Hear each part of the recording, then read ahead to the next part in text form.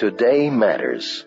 12 Daily Practices to Guarantee Tomorrow's Success. Written by John Maxwell and read by the author. Hi, this is John Maxwell. A few weeks ago, I was going through a box of old books in the basement looking for something to read to my grandchildren. And I came across a book my wife Margaret and I used to read to my daughter Elizabeth when she was little. It's called Alexander and the Terrible, Horrible, No Good, Very Bad Day by Judith Viorst. It's the story of a little boy whose day falls to pieces. It begins, I went to sleep with gum in my mouth, and now there's gum in my hair. And when I got out of bed this morning, I tripped on the skateboard. And I could tell it was going to be a terrible, horrible, no good, very bad day. From there, Alexander's day just keeps getting worse as he goes to school, finds himself at the dentist's office, and has to go shopping for clothes with his mother. He has a miserable day. Even the family cat seems to be against him. Our kids always liked Viorst's book, and I think we adults had as much fun reading little Alexander's grumpy complaints as they did listening. But it's no fun when your own day feels like Alexander's. Who looks forward to a day filled with obstacles, trials, and setbacks, where each bend in the road seems to hold something worse? When it comes to approaching the day, we often are more like Alexander than we would care to admit. We may not wake up with gum in our hair or feel that our family and friends are out to get us, but our days often fall to pieces, and as a result, they seem like very bad days. How often do you have a great day?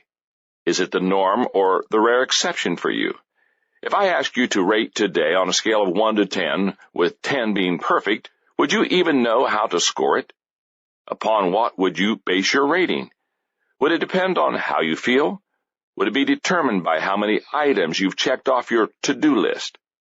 Would you score your day according to how much time you've spent with someone that you love? How do you define success for today?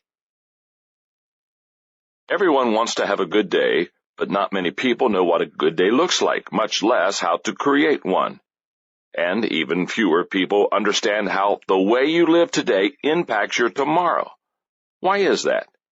The root of the problem is that most people misunderstand success.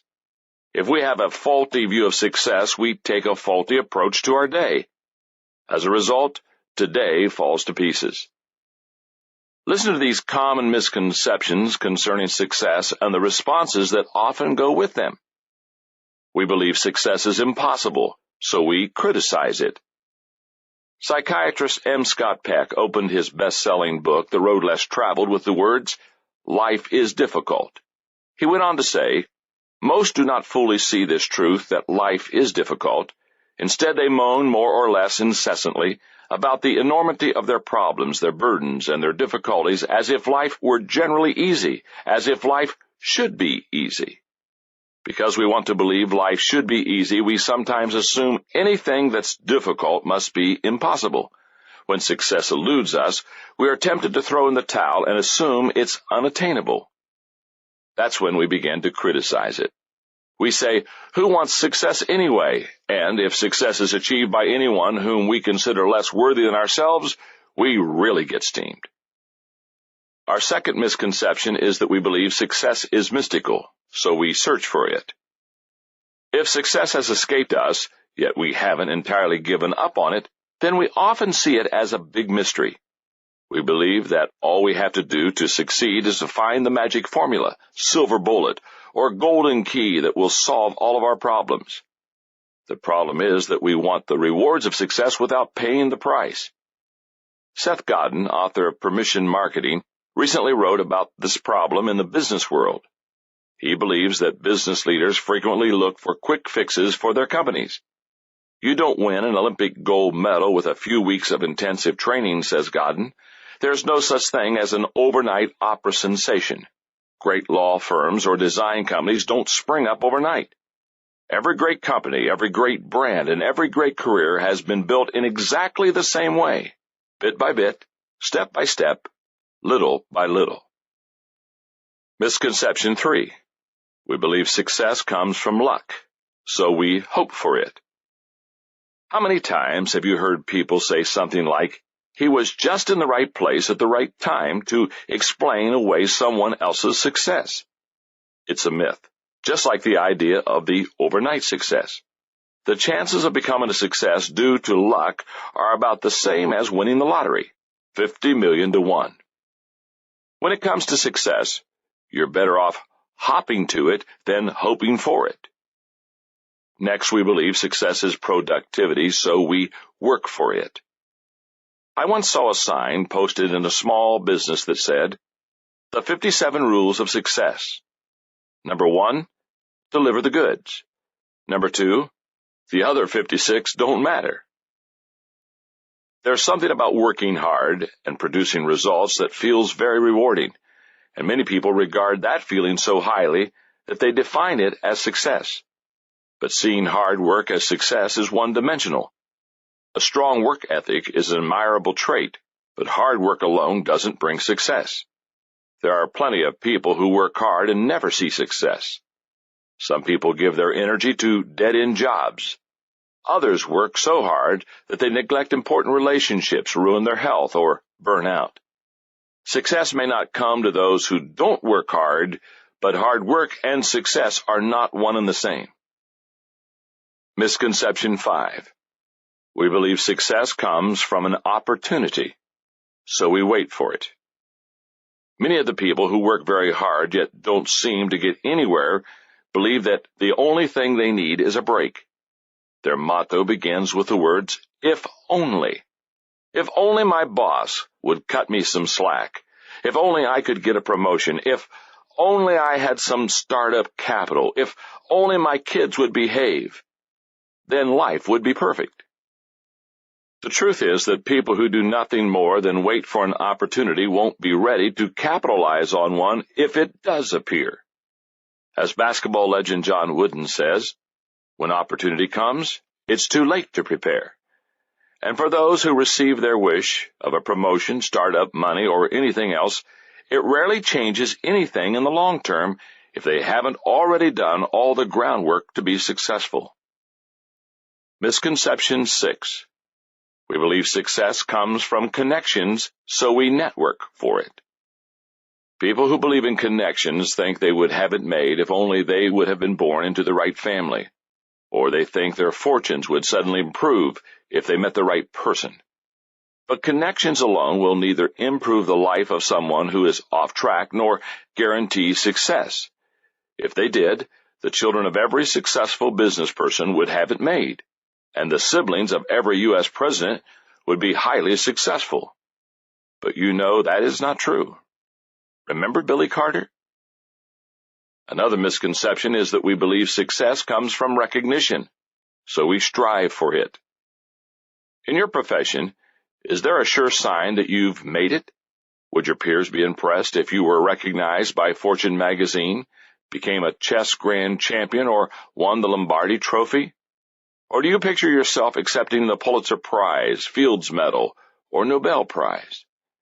In France, a nation of food lovers where chefs receive the highest honors, one of the highest marks of recognition anyone can receive is a 3-star rating for his restaurant from the Michelin Guide. At present, only 25 restaurants in all of France hold that honor. One of them is an establishment in the Burgundy region owned by Bernard Loiseau called the Côte d'Or. For decades, Chef Loiseau was said to be obsessed with creating the perfect restaurant and receiving the highest rating awarded by Michelin. He worked tirelessly. It takes great work to earn even a 2-star rating, but Loiseau achieved it in 1981. And then he worked harder. He perfected each dish on his menu, he improved the restaurant's service, and he went $5 million in debt to improve and expand his facility. And finally, in 1991, he received his 3rd star. He had accomplished what only a handful of others could. "We are selling dreams," he once said. "We are merchants of happiness." But the recognition he received didn't keep him happy. In the spring of 2003, after the lunch service, he committed suicide by shooting himself. He didn't warn anyone, nor did he leave a note.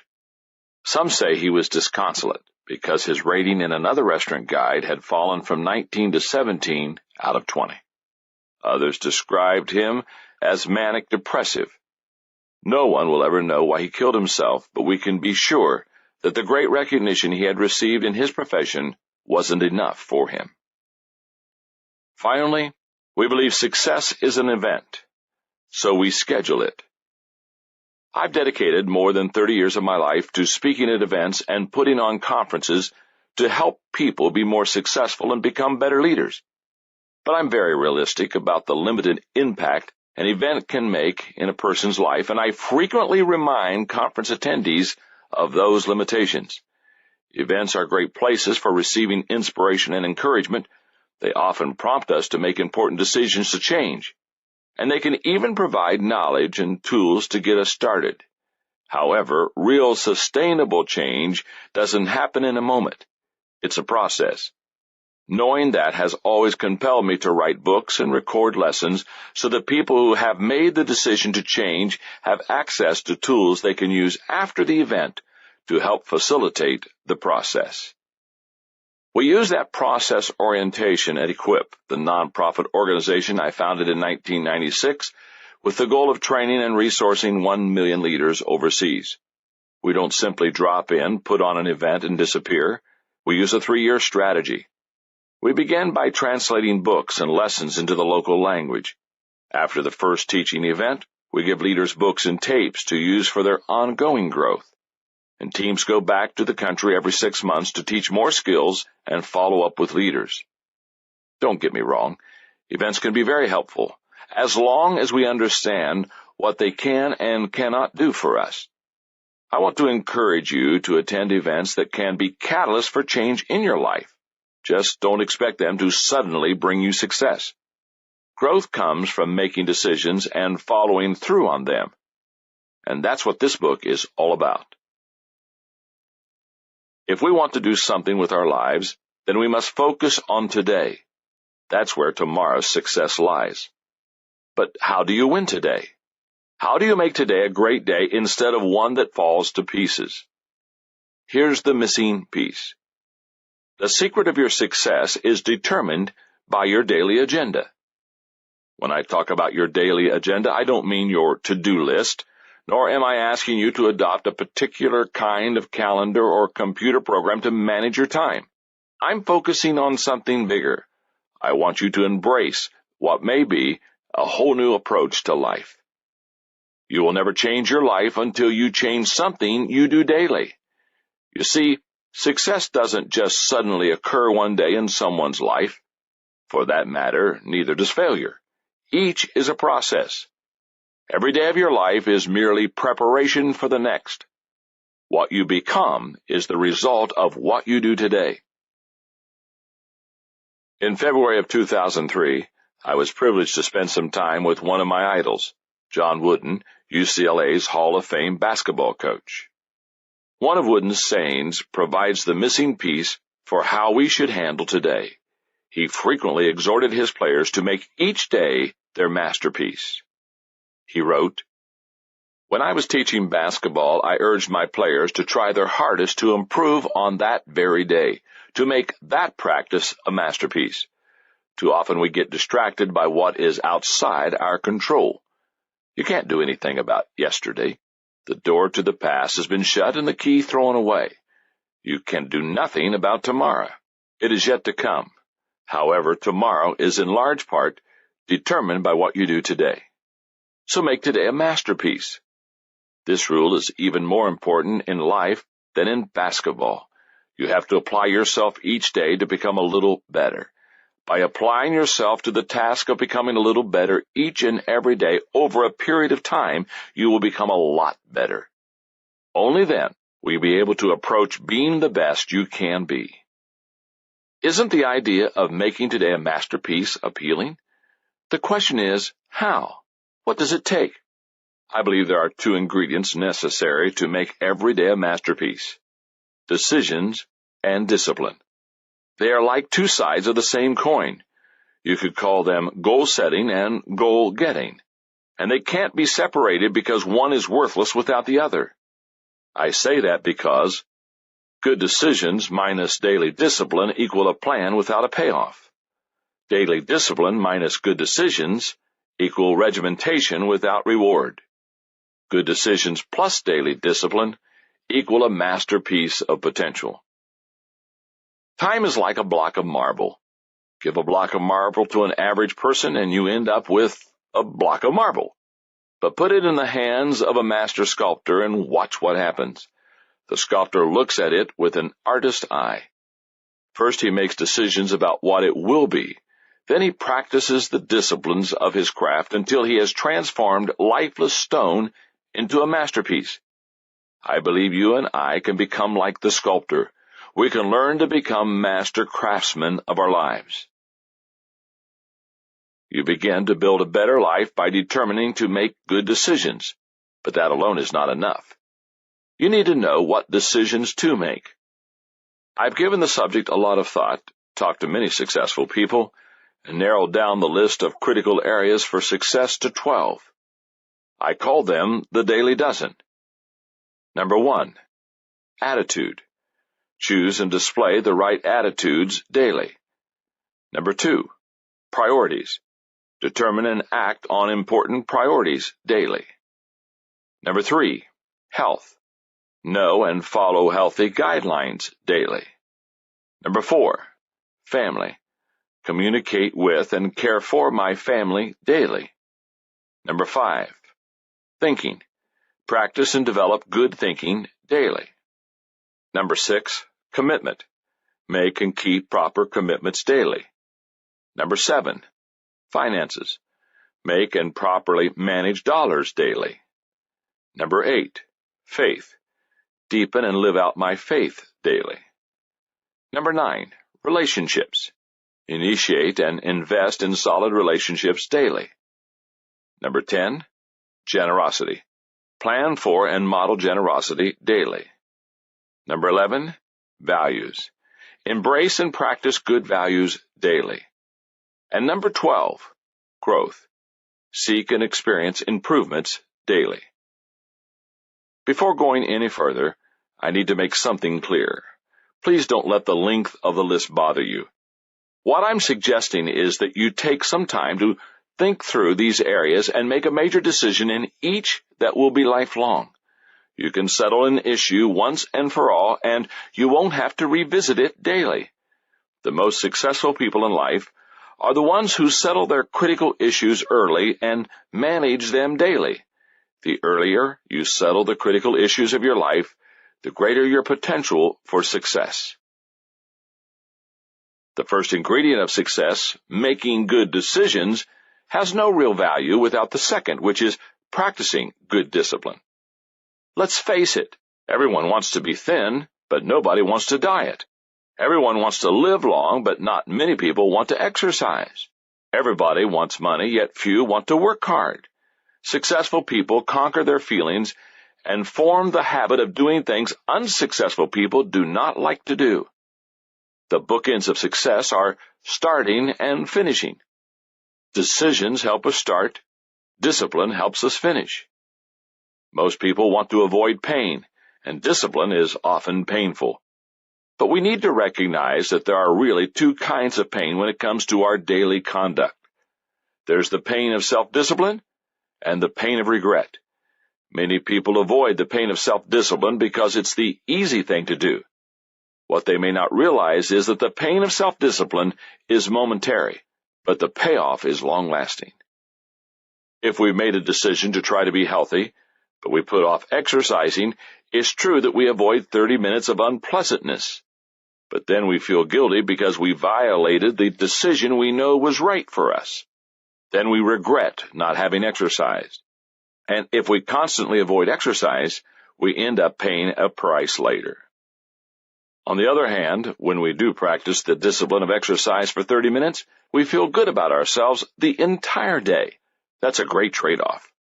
We get 16 hours of positive feelings about ourselves for half an hour of work. And if we consistently practice the discipline of exercise, we also receive a health benefit that can literally save and extend our lives. Because we already have so many reasons not to start in the back of our minds, let me encourage you by giving you some compelling ideas about getting started. Start with yourself.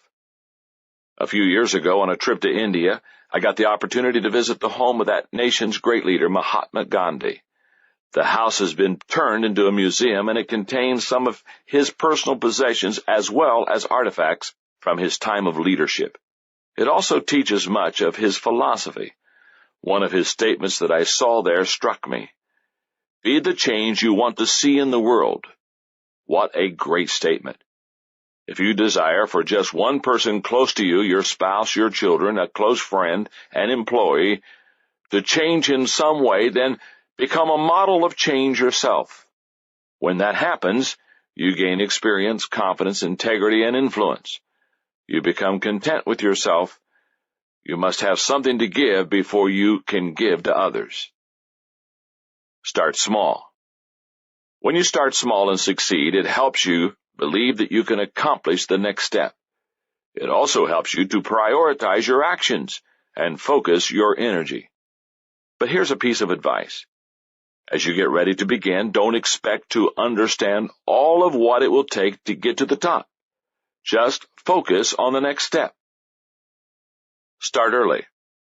There's an old saying that Noah didn't wait for his ship to come in, he built one.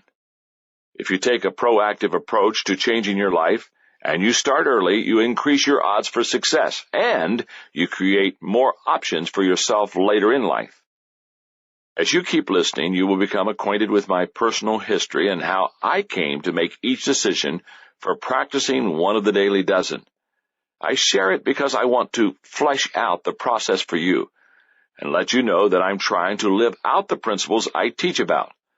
And I'll tell you where I struggled. I'm not pretending that I do all of this perfectly, but you'll also find that I had the good fortune to make many of these decisions early in life. In my teens, I made 4 decisions. In my 20s, 5 decisions. In my 30s, 2 decisions. And in my 50s, I made only 1 decision. The earlier I made the decision and consistently practiced the discipline, the greater the compounding effect on my life. The same will be true for you. Decision number 1. Today's attitude gives me possibilities. Is it possible for an individual to have success without a good attitude? The answer is yes, but their attitude will determine how much they enjoy the success. Sigmund Freud is an example of someone with a poor attitude who was otherwise able to achieve. The father of modern psychotherapy was hailed as a groundbreaking genius during his lifetime, wrote numerous books, and influenced several generations of physicians, artists, and thinkers. He has been called one of the most influential people of the 20th century. Yet from the time he was a teenager, he was pessimistic, skeptical, and often depressed. He tried to relieve his distress with cocaine beginning at 28 years of age. He believed that happiness was difficult to experience, and that unhappiness was the lot of most people. In his book, Civilization and Its Discontents, Freud wrote, "What good to us is a long life if it is difficult and barren of joys, and if it is so full of misery that we can only welcome death as a deliverer?" Without a doubt, his attitude, not his accomplishments, influenced his outlook on life. What's sad is he chose his discontent. Here's why attitude makes such a difference as you approach your day. Your attitude at the beginning of a task affects its outcome more than anything else. You've heard the phrase, all's well that ends well. Here's another that I believe is equally true. All's well that begins well. Look at successful people and you'll see that they've embraced this truth, whether it's a doctor going into surgery, a coach readying his team for a game, a pastor preparing a sermon, or a business person entering negotiations before a big deal. The confident person increases his chances for success. The pessimist invites the negative outcome he expects. Charlie Wetzel, who works with me on my books, recently underwent a change in attitude in his thinking concerning the process of editing. He is a writer and has never particularly enjoyed the editing process. It reminds him of when he graded students' papers as an English composition teacher. Recently, when we were working on my book, There's No Such Thing as Business Ethics, He received the edited manuscript from the publisher and was asked to review it, check the editor's changes, and verify facts. It's a process he normally hates because he thinks it takes time away from the writing he should be doing. But this time he decided to change his attitude as he approached the task. Rather than performing the task in short blocks of time during afternoons, because mornings are prime writing times, he blocked off an entire week just for editing, and he looked at the task as an opportunity to refine the manuscript and take it to the next level. As a result, the job was more enjoyable and the results were more effective. When you approach a task, especially an important one you don't relish, fix your mind on the facts, not on your feelings. Focus on the possibilities, not the problems. That will put your attitude on the right track. And if it starts on the right track, it's more likely to end up at the right destination. Your attitude can give you a winner's perspective. On June 28, 1939, Joe Louis defended his heavyweight boxing title against Tony Two-Ton Galento in Yankee Stadium. Galento wasn't a particularly talented fighter, but he could take a punch and he was a big hitter. In the second round, Louis knocked Galento down and seemed to be controlling the fight. But in the third round, Galento knocked the champ down. Louis immediately jumped back to his feet and went after his opponent. When Louis went to his corner, his trainer chastised him. "You know you're supposed to take a full count when you go down. Why didn't you stay down for 9? "What?" answered Louis, "and give him a chance to rest?" Louis pummeled Galento so badly in the fourth round that the referee stopped the fight. In today's competitive culture, everybody is looking for an edge. Top athletes and top business people alike know that all things being equal, attitude wins. But this is also true. All things not being equal, attitude sometimes still wins. Possessing a great attitude is like having a secret weapon. Your attitude is contagious. One of my mentors, Fred Smith, once told me that there are 2 kinds of people in any organization: polluters and purifiers. Polluters are like smokestacks, belching out dirty smoke all the time. They hate clear skies, and no matter how good it gets, they can find a way to make it gloomy. When the people around them in the organization breathe their toxins, they feel sicker and sicker. Purifiers, on the other hand, make everything around them better. It doesn't matter what kind of rotten atmosphere they encounter. They take in the toxic words of polluters in the organization just as everyone else does, but they filter the words before passing them on. What goes in may be gloomy and negative, but when it comes back out, it's fresh and clear. When you spend time with others, do they walk away feeling better or worse? Do you clear the air, giving them a fresh perspective and positive encouragement, or do they go away feeling gloomy? Watch how people respond to you, and you'll know which kind of a person you are. I discovered the importance of attitude in 1964 when I was 17 years old. My high school basketball coach, Don Neff, took me aside at the beginning of my senior season and told me that he wanted me to be the captain of the team. I was excited, but I was also a little surprised because I knew that my teammate, John Thomas, was a better player than I was. But then Coach Neff said something that explained it. "John," he said, "you have the best attitude on the team, and it influences the other players." Just a few weeks later, I was named Citizen of the Month at my school. Why? Once again, it was because of my attitude. My teachers said they loved my attitude. Then it sank in. My attitude was making a difference in my life, and it was making an impact on people around me. That's when I made my attitude decision. I am going to keep a positive attitude and use it to influence others. Your attitude is a choice. If you desire to make your day a masterpiece, then you need to have a great attitude. If it's not good now, you need to change it. Make the decision. Here's how. First, take responsibility for your attitude. After my wife, Margaret, and I had been married for 4 or 5 years, we went to a conference for pastors where I had been asked to be one of the speakers. Margaret also agreed to do a breakout session for spouses, and I attended her session. During the Q&A time, a woman asked, "Does John make you happy?" I have to say I was really looking forward to hearing Margaret's answer. I'm an attentive husband, and I love Margaret dearly. What kind of praise would she lavish on me? Does John make me happy, she considered. No, he doesn't. I looked to see where the closest exit was. The first 2 or 3 years we were married, she continued, I thought it was John's job to make me happy, but he didn't. He wasn't mean to me or anything. He's a good husband, but nobody can make another person happy. That's my job. As a young newlywed in her early 20s, she figured out something some people never learn. Each of us must take responsibility for our own attitude. If you want today to be a good day, you need to take charge of the way you look at it. Second, decide to change your bad attitude areas. I've read the Peanuts comic strip for years, and I've always been a big fan. I recall one strip in which Lucy announces, "Boy, do I feel crabby."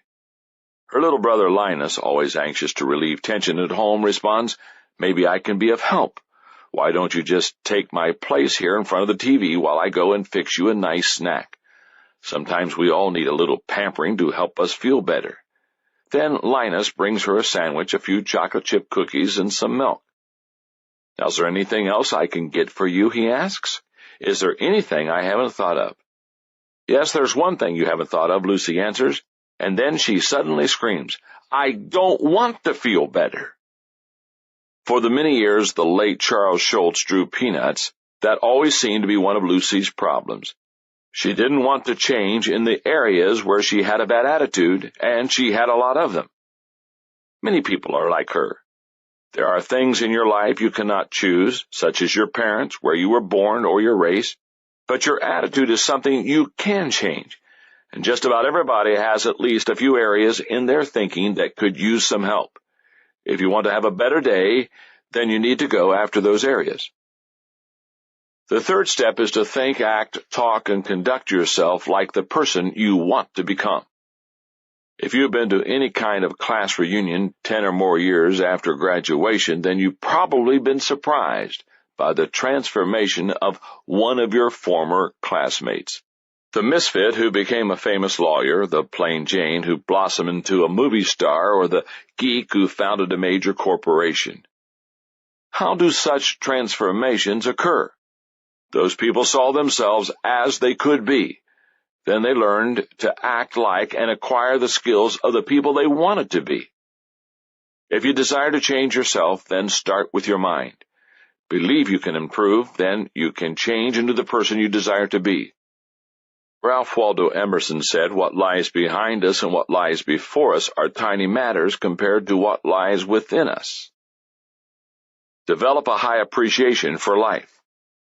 A friend emailed to me the story of a very together and independent 92-year-old lady who was moving into a nursing home.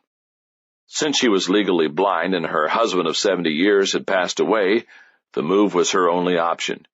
She waited in the lobby of the facility for a long time before finally being told that her room was ready. As she was escorted down the corridor, her attendant described the room, down to the curtains hung on the windows. "I love it," the elderly lady enthused. "But you haven't even seen the room yet." "Just wait," the attendant responded. "That doesn't have anything to do with it," she replied. "Happiness is something you decide on ahead of time. Whether I like my room or not doesn't depend on how the furniture is arranged. It's how I arrange my mind." Appreciation isn't a matter of taste or sophistication. It's a matter of perspective. John Wooden said, "Things turn out best for the people who make the best of the way things turn out." The place to start is with the little things. If you can learn to appreciate them and be grateful for them, you'll appreciate the big things as well as everything in between. If you want to benefit from the possibilities of a positive attitude, you need to do more than just make the decision to be positive. You also have to manage that decision. For me, in the area of attitude, it means one thing. Every day, I will make the adjustments necessary to keep my attitude right. If this is new territory for you, you may be wondering how to do it. Here are some guidelines to help you on your way. Recognize that your attitude needs daily adjustment. I've discovered that a person's attitude does not naturally or easily stay positive. For example, a lifelong attitude weakness I've had is my impatience with people, and I still fight it. Every day I ask myself, have I been impatient with someone? When I have, I apologize to the person. I've had to do that more times than I'd like to admit. Like any discipline, your attitude will not take care of itself. That's why it needs to be attended to daily. The stronger your natural inclination to be pessimistic or critical, the more attention your attitude will need. Begin each day with an attitude check, and watch for red flags signaling that your attitude might be in trouble. Find something positive in everything. Not long ago, I came across a prayer that I thought was wonderful. It said, "Dear Lord, so far today I am doing all right. I have not gossiped, lost my temper, been greedy, grumpy, nasty, selfish, or self-indulgent. I have not whined, cursed, or eaten any chocolate. However, I am going to get out of bed in a few minutes, and I will need a lot more help after that. Amen." It may not always be easy, but if you try hard enough, you can find something good, even in the midst of difficult situations. Find someone positive in every situation. Nothing helps a person to remain positive like having an ally. The world is filled with negative people. In fact, they often flock together. But positive people are everywhere too. You'll often find them soaring above the negative people like eagles. When you do, seek them out. If you're having a hard time, get close and draft behind them the way racers do. If they're having difficulty, you be the one to go out front and make things easier. Two positive people are much better at fighting off the blues than someone going it alone. Remove negative words from your vocabulary. My father retired in his mid-70s, but he has spent his entire life in public speaking. When I was a kid, he used to pay my brother Larry and me 10 cents for every grammar mistake we found him making when he was preaching. You can do a similar kind of thing when it comes to your attitude. You or someone you enlist can be on the lookout for negative words in your vocabulary so that you can try to eliminate them. Eliminate these words. I can't. If only. I don't think. I don't have time. Maybe. And say these words instead. I can. I will. I know. I will make time. Absolutely. When I made the decision at age 17 to maintain a positive attitude, I did it because it was giving me immediate positive results. And that is what usually prompts us to make decisions. But as you get older and reflect more, you can see things much more clearly. Looking back, I can see the impact that my attitude has made in my life since 1964. In my teens, my attitude made me captain of the basketball team. In my 20s, my attitude helped me convince Margaret to marry me. In my 30s, my attitude helped me step out of my comfort zone by leaving my organization and taking a new position in California. In my 40s, my attitude kept me going during 8 years of red tape and conflict while trying to build a new campus for my church. In my 50s, my attitude allowed me to bounce back from a heart attack. I can honestly say that for 40 years, my attitude has been my greatest asset in influencing others. And as I approach my 60s, my attitude has motivated me to lead an effort to train and equip 1 million leaders internationally. I want to keep making a positive impact until the day I die. Decision number 2. Today's priorities give me focus. Business consultant and author Michael LeBoeuf says devoting a little of yourself to everything means committing a great deal of yourself to nothing. Focused concentration is one of the keys to success. To have focus, you must understand priorities. Here's why. Time is our most precious commodity. Given the choice, would you rather save time or money? Most people focus on dollars. But how you spend your time is much more important than how you spend your money. Money mistakes can often be corrected, but when you lose time, it's gone forever. Your priorities determine how you spend your time, and time is precious. The following statements may help you put time in perspective. To know the value of 1 year, ask the student who failed the final exam. To know the value of 1 month, ask the mother of a premature baby. To know the value of 1 week, ask the editor of a weekly news magazine. To know the value of 1 day, ask the wage earner who has 6 children. To know the value of 1 hour, ask the lovers who are waiting to meet. To know the value of 1 minute, ask the person who missed the plane. To know the value of 1 second, ask the person who survived the accident. And to know the value of 1 millisecond, ask the Olympic silver medalist. We cannot change time, only our priorities. Sales consultant and author Myers Barnes says, time management has nothing to do with the clock, but everything to do with organizing and controlling your participation in certain events that coordinate with the clock. Einstein understood time management is an oxymoron. It cannot be managed. You can't save time, lose time, turn back the hands of time, or have more time tomorrow than today. Time is unemotional, uncontrolled, unencumbered. It moves forward regardless of circumstances, and in the game of life creates a level playing field for everyone. Since you can't change time, you must instead change your approach to it. We cannot do everything. There was a time in my life when I thought I could do everything, but I was very young, energetic, and naive. Chinese author and philosopher Lin Yutang said, "Besides the noble art of getting things done, there is the noble art of leaving things undone. The wisdom of life consists of the elimination of non-essentials." You can have anything you want, but you cannot have everything you want. You have to choose. Excellence comes from doing the right things right. If you're not sure what the right things are, pretend you have only 6 months to live. The things you would do in that short time are the right things.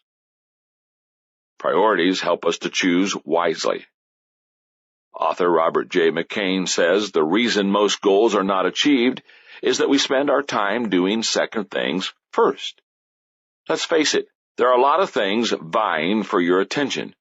Many people want to put you on their agenda. Thousands of manufacturers want you to spend your money on their product. Even your own desires can be so diverse and your attention so scattered that you often aren't sure what should get your attention.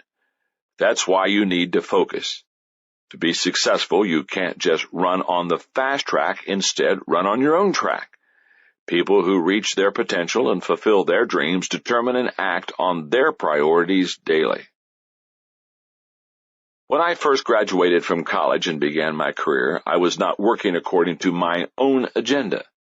Back in the 1960s, when I studied for the ministry, the majority of my coursework had prepared me to do counseling and administration. So when I began working in 1969, guess what I spent most of my time doing? That's right, counseling and administration. Nothing could have been farther from my natural gifts or my natural inclinations. Despite much hard work, I was neither fulfilled or effective. Because I wanted to improve myself and pick up skills I didn't learn in college, in 1971 I began working on a business degree. While reading for one of the courses, I came across a paragraph written about Italian economist Vilfredo Pareto. It contained information about prioritizing called the Pareto principle. It said that by focusing your attention on the top 20% of all your priorities, you would get an 80% return on your effort. That was my eureka moment. That's when I made this decision. I will prioritize my life and give focus and energy to those things that give the highest return. From the moment I made that decision, I have been a practitioner of the Pareto principle, and I have taught it to others for 33 years. If you want to change the way you look at yourself and what you do by making a decision concerning your priorities, then do the following. Take back today. Poet Carl Sandburg said, "Time is the most valuable coin in your life. You and you alone will determine how that coin will be spent. Be careful that you do not let other people spend it for you." Your greatest possession is the 24 hours you have directly ahead of you. How will you spend it? Will you give in to the pressure or focus on priorities? Will you allow pointless emails, unimportant tasks, telemarketers, interruptions, and other distractions to consume your day? Or will you take complete responsibility for how you spend your time, take control of the things you can, and make today yours? If you don't decide how your day will be spent, someone else will. No daily dozen issue has added more to my success than the principle of priorities. When I discovered that I needed to change my approach to my day and my career, I started by asking myself 3 critical questions. Number 1, what is required of me? Any realistic assessment of priorities in any area of life must start with a realistic assessment of what a person must do. For you to be a good spouse or parent, what is required of you? To satisfy your employer, what must you do? When ordering priorities, always start with the requirement question and give it careful thought before moving on to the next question. Number 2, what gives me the greatest return? As you progress in your career, you begin to discover that some activities yield a much higher return for the effort than others do. The next place to focus your attention is on those high-return activities. Question number 3, what gives me the greatest reward? If you do only what you must and what is effective, you will be highly productive, but you may not be content. I think it's also important to consider what gives you personal satisfaction.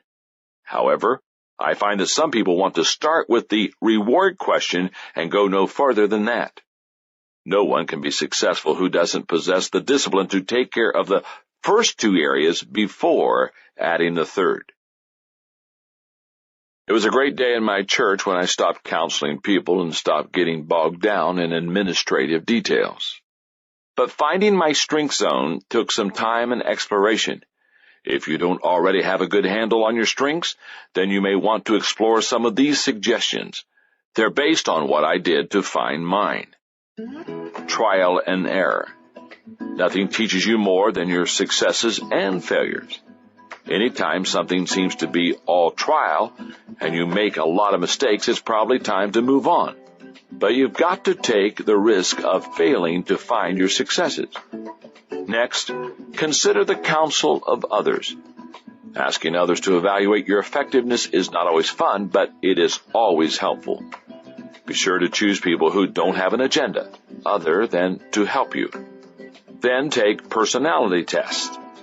Evaluations, such as DISC, Florence Littauer's personality profile, and Myers-Briggs, can be very helpful.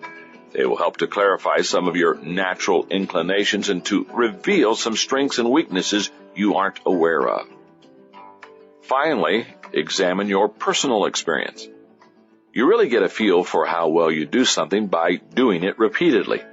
Just remember this: experience isn't always the best teacher. Evaluated experience is. One of the things I noticed very quickly after making my priorities decision was that priorities shift very easily. For that reason, they must be continually evaluated and guarded. My reminder to manage the disciplines of priorities is this: every day I will live my life according to my priorities. What does that mean? That the following 5 things must be done. 1. Evaluate priorities daily. Priorities don't stay put. You have to revisit them every day. Why? Because conditions continually change. So do methods of getting things done. Your values, once defined, are going to be steady. You will be able to rely on them. But how you carry them out needs to be flexible. Number 2, plan your time carefully. According to a survey taken by Daytimers, Inc., only 1/3 of American workers plan their daily schedules, and only 9% follow through and complete what they planned. If you want to be effective, you must be able to make the transition to planning. I plan my calendar 40 days at a time. But when I get ready to approach a day, I have the whole thing laid out, hour by hour. It's a rare day that I get up in the morning wondering what I will be doing that day, even when on vacation. Number 3, follow your plan. According to time management expert Alec McKinsey, surveys show that most executives don't get to their most important task until mid-afternoon. Why? Most finished off low-priority tasks so that they could have a sense of accomplishment. If you prioritize your life and plan your day but don't follow through, your results will be the same as those of someone who didn't prioritize at all. Number 4, delegate whenever possible. How do you find the right standard for delegation? When is it right to hand something off, and when is it right to hold on to it? Here's the guideline I use. If someone else can do a task I'm doing 80% as well as I do, then I hand it off. And if I do a good job of motivating, encouraging, and rewarding them, then they will only get better. Number 5, invest in the right people daily. How do you decide whom to spend time with? Certainly you want to treat everyone with respect and try to have a good, positive relationship with everyone, but you should not spend time with everyone equally. Here's what I use to evaluate where to invest my time. Value to the team, natural ability, responsibility, timing, potential, and mentoring fit. I am grateful that I learned to prioritize my life early in my career. No decision I've made has had as great an impact on my life and career. Here's how. In my 20s, my priorities took away the guilt of not doing everything. In my 30s, my priorities helped me separate my strengths from my weaknesses. In my 40s, my priorities gave me a high return on my work. In my 50s, my priorities allow me to staff according to my weaknesses. If you want to increase your focus and become effective on a level you've never experienced before, then make a decision to prioritize your life and manage the discipline of priorities every day. Anytime people reach the highest level in their profession, you can be sure that priorities have been very important to them. That was certainly the case of Betsy Rogers, a teacher in Leeds, Alabama, who became the 2003 National Teacher of the Year. Rogers can't remember a time when she didn't want to be a teacher. It was in her blood and in her family. Her grandmother taught in rural Alabama beginning when she was only 16 years old. Both her grandmother's sisters followed her into the profession, and Rogers' mother taught Sunday school for 50 years. So when she went off to college, she naturally studied to become a teacher too. I wanted to change the world for them, says Rogers. It took me several years to realize I could not change the world in which my students lived.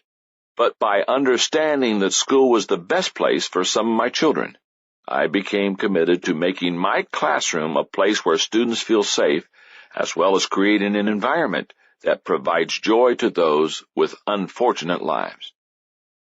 Rogers began teaching in 1974, immediately after finishing her degree. She took 6 years off to take care of her sons until they were school age, but she knew that as soon as they were old enough, she would be back in the classroom. And being connected in the community where she would teach was a priority. So in the early 1980s, she and her husband bought an abandoned farm near her school. Rogers says, "When my husband and I moved our family from a more affluent neighborhood to Leeds 21 years ago, our purpose was to raise our children in an environment with a more diverse population with a rural background.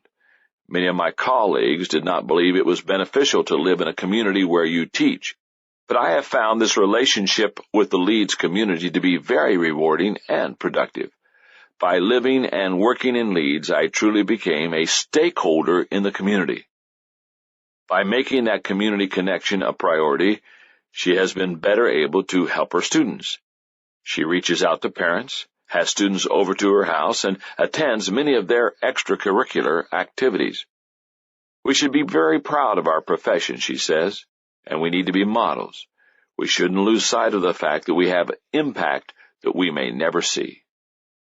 Because Rogers is focused, she is constantly improving and working to reach her potential in her profession. She believes that teachers must model a dedication to lifelong learning. And she doesn't just give lip service to it. When both her sons were in college, she went back to school herself.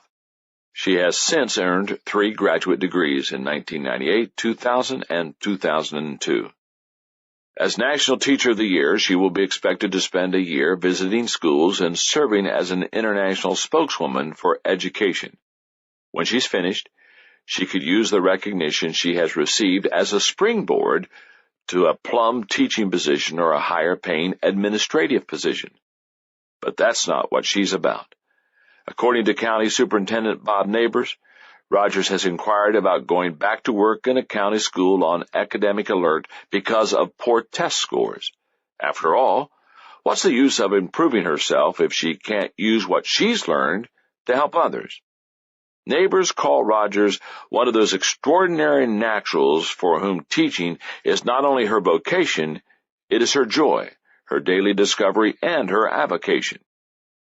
Rogers sums it up this way: I was taught that we are here on this earth to serve. That's her priority, and she is living it out every day. Decision number 3. Today's health gives me strength. I need to begin this section by making a confession. Usually when people listen to a book, especially a book that contains advice, they expect the author to be an expert in every area he talks about. That is not the case with me when it comes to health. For much of my life, I have dropped the ball in this area. I lived a very fast-paced life. For about 10 years, I held down 2 demanding jobs. I led a church of more than 3,000 people with a staff of over 50 and a budget of $5 million a year. At the same time, I led a leadership development organization that required me to travel and speak more than 100 days a year. When I gave up the pastorate to dedicate my time to my organization, I nearly doubled my travel. I also built up the company and increased the number of employees from 18 to 175. Maintaining a lifestyle at that pace meant that I rarely exercised. I didn't eat well, and I was overweight. But I didn't worry. Every year I had a physical and received an excellent report from my doctor, so I simply took my health for granted. All that changed for me on December 18, 1998, the night of the annual Christmas party for my employees and their spouses. At the end of the party, I didn't feel well. One of my employees gave me a goodbye hug and felt cold sweat on the back of my neck. Then suddenly I felt an excruciating pain in my chest that brought me to my knees. As I lay on the floor awaiting the paramedics, it felt like an elephant was sitting on my chest. I was grateful that Margaret, our children, and many of my closest friends were there with me at the party because I thought I wasn't going to make it. When I got to the hospital, I was told that I was having a serious heart attack. In the wee hours of the morning, Dr. Jeff Marshall performed a procedure to remove a clot that made its way into my heart. He saved my life. Afterward, he explained that he had used a new procedure that had only recently been developed. If I'd had my heart attack a year or 2 earlier, nothing could have been done. It would have killed me. It almost seems too obvious to mention that your health matters today, yet I believe I must say it, because many people treat their bodies the way I did for more than 50 years. So here's a reminder of what's at stake when it comes to health. Your health impacts you emotionally, intellectually, and spiritually. You can escape from a lot of things that might hurt you. You can quit a hazardous job. You can move from one climate to another. You can stay away from someone who wants to harm you. But you can't get away from your body. For as long as you live, you're stuck with it. If you make choices that cause you to be continually hurting or unhealthy, it will affect every aspect of your life, your heart, your mind, and spirit. Health often determines quality as well as quantity of life. My friend Zig Ziglar asked the question, if you had $1 million racehorse, would you allow it to smoke cigarettes, drink whiskey, and stay out all night? How about a $1,000 dog? Of course you wouldn't. A thoroughbred horse that was not taken care of would never be capable of winning a race. A dog whose health ran down would not work effectively or show well. The real question is, if you wouldn't allow your animals to do such things, then why would you allow yourself to? It's easier to maintain good health than to regain it. People are funny. When they are young, they will spend their health to get wealth. Later, they will gladly pay all they have trying to get their health back. I fell into a similar trap, even though I wasn't trying to accumulate wealth. I was driven by a sense of mission and the desire to achieve. That caused me to make a number of costly mistakes. I was arrogant about my health. I thought because I felt good, I was healthy. I worked too hard, I did not exercise enough, and I didn't listen to loving friends who tried to warn me about my lifestyle.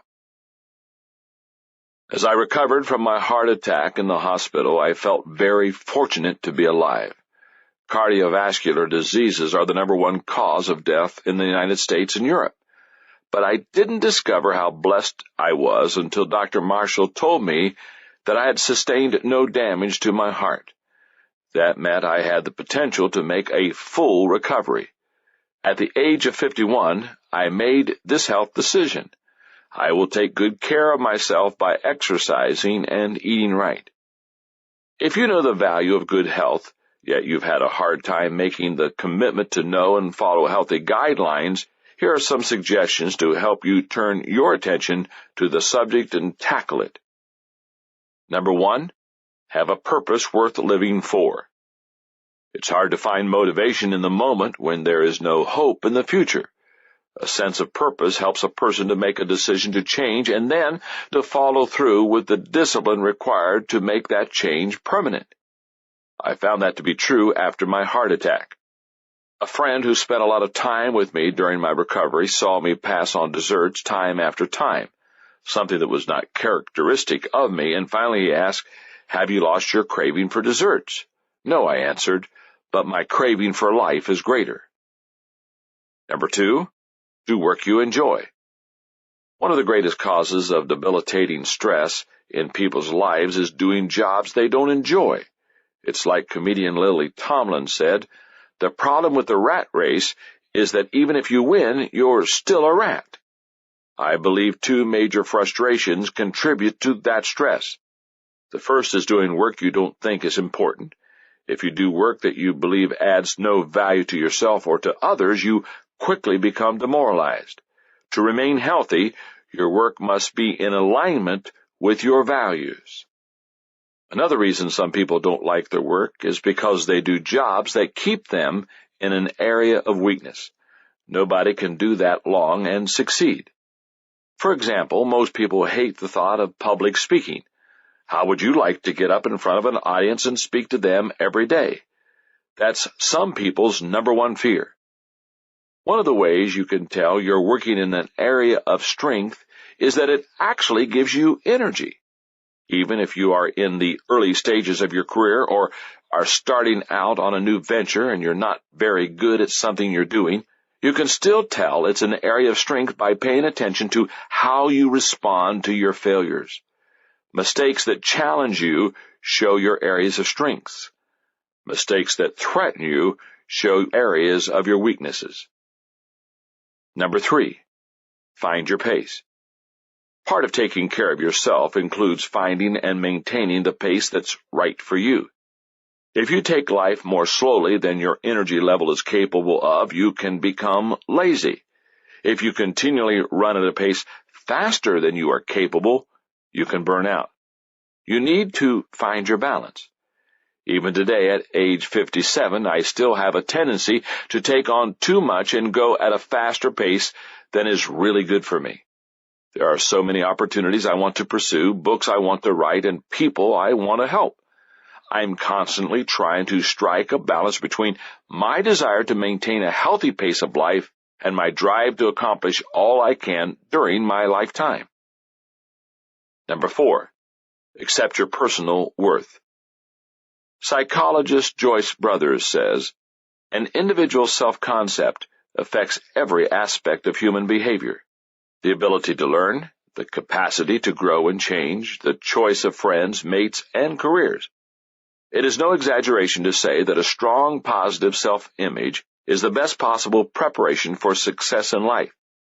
If your self-image is driving you to do things that negatively impact your health, seek help. Number 5, laugh. Physician Bernie S. Siegel wrote in Peace, Love, and Healing, "I've done the research, and I hate to tell you, but everybody dies. Lovers, joggers, vegetarians, and non-smokers. I'm telling you this so that some of you who jog at 5 a.m. and eat vegetables will occasionally sleep late and have an ice cream cone. We should never take life or ourselves too seriously. Each of us has idiosyncrasies that can cause us to despair or to laugh. For example, when it comes to anything related to tools or technology, I'm clueless. I'm not Mr. Handyman, I'm Mr. Hopeless. I don't let that bother me at all. If you can laugh at yourself loudly and often, you will find it liberating. There's no better way to prevent stress from becoming distress." After meeting with Dr. Marshall following my heart attack, I had a new discipline to manage. Every day I will eat low-fat foods and exercise for at least 35 minutes. He told me that 85% of all heart patients quit their healthy regimen within 6 months. Even though I had not succeeded in this area my first 50 years, I was determined to succeed in it the rest of my life. Margaret and I learned everything we could about heart issues, low-fat diets, and exercise. I became a model of discipline. And in May of 2001, when I visited Dr. Marshall, he congratulated me. "John," he said, "you're doing all the right things. You don't need to consider yourself a heart patient anymore." I wish I would have never heard those words. You see, I love food and I possess a foodaholic bent. Because of that good news I received from Dr. Marshall, I gave myself permission to cheat on my diet once in a while, something I had not done once in 2.5 years. The problem was that I quit managing my life according to the decision I made. I had relaxed my discipline. Once my commitment was less than 100%, I got into trouble. I need to exercise and stay on my diet every day, but I began to slide from every day to most days to some days. I ignored my own teaching that today matters. Neglect enough todays and you'll experience the someday you've wanted to avoid. The good news is that I'm no longer off the wagon. I'm recommitted to my daily discipline. The bad news is that I'm doing only 80% of what I was doing before. Dr. Marshall is trying to help me. He's a good doctor and a good friend, and he knows that sometimes the best medicine is a good kick in the butt. The area of health is still a battle, but it's one that I'm determined to win. Successful people make the major decisions in their life early and manage them daily. In the other sections of this book, I try to show you how the decisions I've made and the disciplines I've practiced have created a positive compounding effect in my life. I'm sorry to say that I can't do that when it comes to health. Instead, I'll tell you how poor decisions have had a different kind of effect. In my teens, I developed many bad eating habits. In my 20s, food became a stress reliever when I worked especially hard. In my 30s, I finally started to exercise, but it was usually last on my agenda. In my 40s, I realized I needed to attend to my health and made a decision to change, but I failed to add the necessary daily discipline. In my 50s, I finally made the decision to know and follow healthy guidelines daily, a commitment that I am working hard to keep. Perhaps you have fallen short in one or more of the areas discussed so far. Please don't be discouraged, and don't give up. The following words were written for you and me at times like this. Though you cannot go back and make a brand new start, my friend, you can start now and make a brand new end.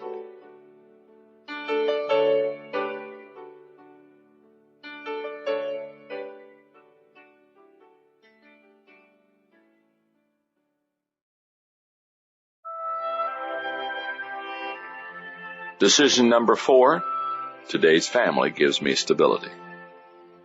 What difference does family make? How does it impact an individual's life? Let's face it, some people's families don't build them up, they tear them down. It's true that you can't do anything to change your ancestry or upbringing. You have no control over what your parents or grandparents did or how they treated you. But while you can't do much about your ancestors, you can influence your descendants greatly. You determine how you treat your family.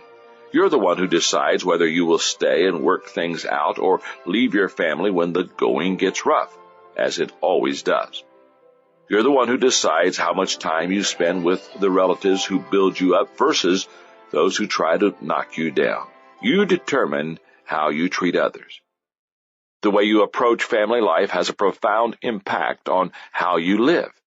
If you're willing to work at it, and I know that for people with especially difficult families, it can be an incredible amount of work, your family can become a source of stability and strength.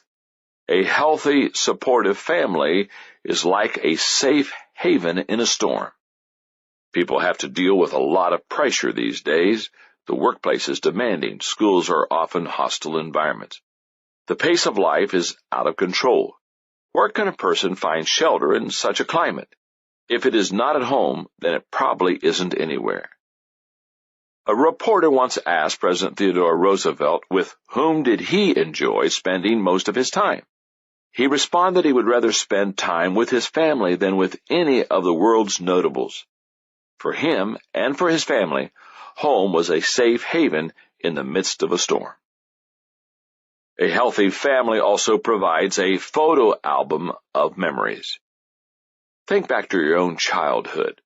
What are your favorite memories? What positive images still make you smile? If you have children, which of their memories do you think are their favorites? You may want to ask them. The more positive and loving the environment you strive to create at home, the more good memories they will have to keep them grounded. Your family can also be a crucible of character. Your family life not only helps to form the character of any children living at home, but it also continues to mold your character as an adult. Your character is little more than the collection of choices you make and the habits you cultivate every day. Since your family creates your primary environment, it influences those choices and habits. Strong, healthy families encourage people to make constructive choices, to develop positive disciplines, and to pay the price today for success tomorrow. And a supportive family is a treasure chest of your most important relationships. There's no doubt that the relationships you have with members of your immediate family and with your spouse are the most important ones in your life. The people closest to you form you and are formed by you. That should be reason enough to value them. When Mother Teresa received the Nobel Peace Prize, she was asked, "What can we do to promote world peace?" Her answer, "Go home and love your family." If you want to make a positive impact, no matter how far-reaching, start at home. Treat your family members like treasures. Years ago, I cut out a quote by Nick Stennett that summarized the importance of family. It reads, "When you have a strong family life, you receive the message that you are loved, cared for, and important. The positive intake of love, affection, and respect gives you inner resources to deal with life more successfully. In other words, family gives you stability." In 1986, when I was 39 years old, I began to notice a terrible trend. The marriages of some of my colleagues, college buddies, and friends were falling apart and ending in divorce. That really got my attention because even some of the relationships that Margaret and I had considered to be strong had fallen by the wayside. We didn't think our relationship was in any kind of danger, but I also discovered that prior to their breakdowns, some of the couples had thought nothing like that could ever happen to them. This all occurred about the same time my career was really taking off. I still wanted to be successful, but I didn't want to lose my family in the process. That prompted me to make one of my key life decisions, and I would do so by rewriting my definition of success. From that moment, success meant having those closest to me love and respect me the most. I don't know where you stand with your family now. Everyone's situation is unique. You may have a great family life, or you may have made some serious mistakes from which you fear you will never recover. You may be single with no children, so that all you have is extended family.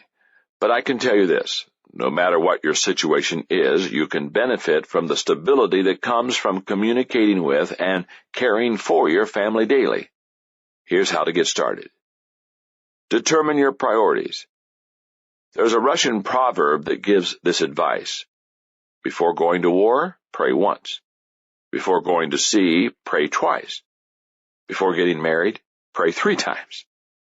In other words, anytime you're going to engage in a great and potentially risky endeavor, give it serious consideration first. How else are you going to know where it ranks in priority in your life? I learned this lesson the hard way. In the space of 1 month in 1969, I graduated from college, got married to Margaret, and started my first job. As soon as we got back from our honeymoon, we moved to a new town, and I started working. I was the senior pastor of a small country church, and I was determined to be successful. I threw myself into the job, giving it everything I had. And when I say everything, I mean everything. I worked all day at the church, and every evening I set appointments to meet with people in the community. I worked a 6-day work week, but I cheated by working on my day off too. Meanwhile, Margaret worked a couple of jobs to keep us going financially because my salary was so low. The problem was that I was neglecting her and our marriage. Margaret and I have known each other since high school, and we dated for 6 years before we got married. So we had a lot of history together, especially for a couple so young. Back then, I believed our history was going to carry us through while I devoted myself to my career. But a marriage can't survive forever on leftovers. It needs to be fed continually, or it will eventually starve. Decide on your philosophy. In the first decade of our marriage, Margaret and I decided on our personal philosophy of family. First, we tried to live it out as a couple. Then, when we had children, we worked to make it the foundation of our choices as parents. For us, the bottom line on family was for us to cultivate and maintain our commitment to God. Our faith came first in our lives. If we neglected or compromised that, nothing else would be of value. Our continual growth, reaching our personal potential and helping our children do the same, is one of our highest values. When we come to the end of our lives, we want to look back knowing that we lived life to the fullest. Our common experiences. The greatest bonds between people come as a result of their experiences together, both good and bad. We create as many positive experiences as we can, and we weather the negative ones together. Our confidence in God, ourselves, and others. Your belief determines how you will live, and it also impacts the outcome of everything that you do. And our contributions to life. People should try to leave the world a better place than they found it. We want to add value not only to the people in our family, but also to every other life we touch. I know that you will want to create your list. Here's my suggestion. Keep it simple. If you come up with a list of 17 things you want to live out, you won't be able to do it. You may not even be able to remember it. Whittle the list down to the non-negotiables. Develop your problem-solving strategy. I think a lot of people go into marriage expecting it to be easy. Maybe they've seen too many movies. Marriage isn't easy. Family isn't easy. Life isn't easy. Expect problems, stay committed, and develop a strategy for getting through the rough times. Some people call family meetings to discuss issues. Others create systems or rules.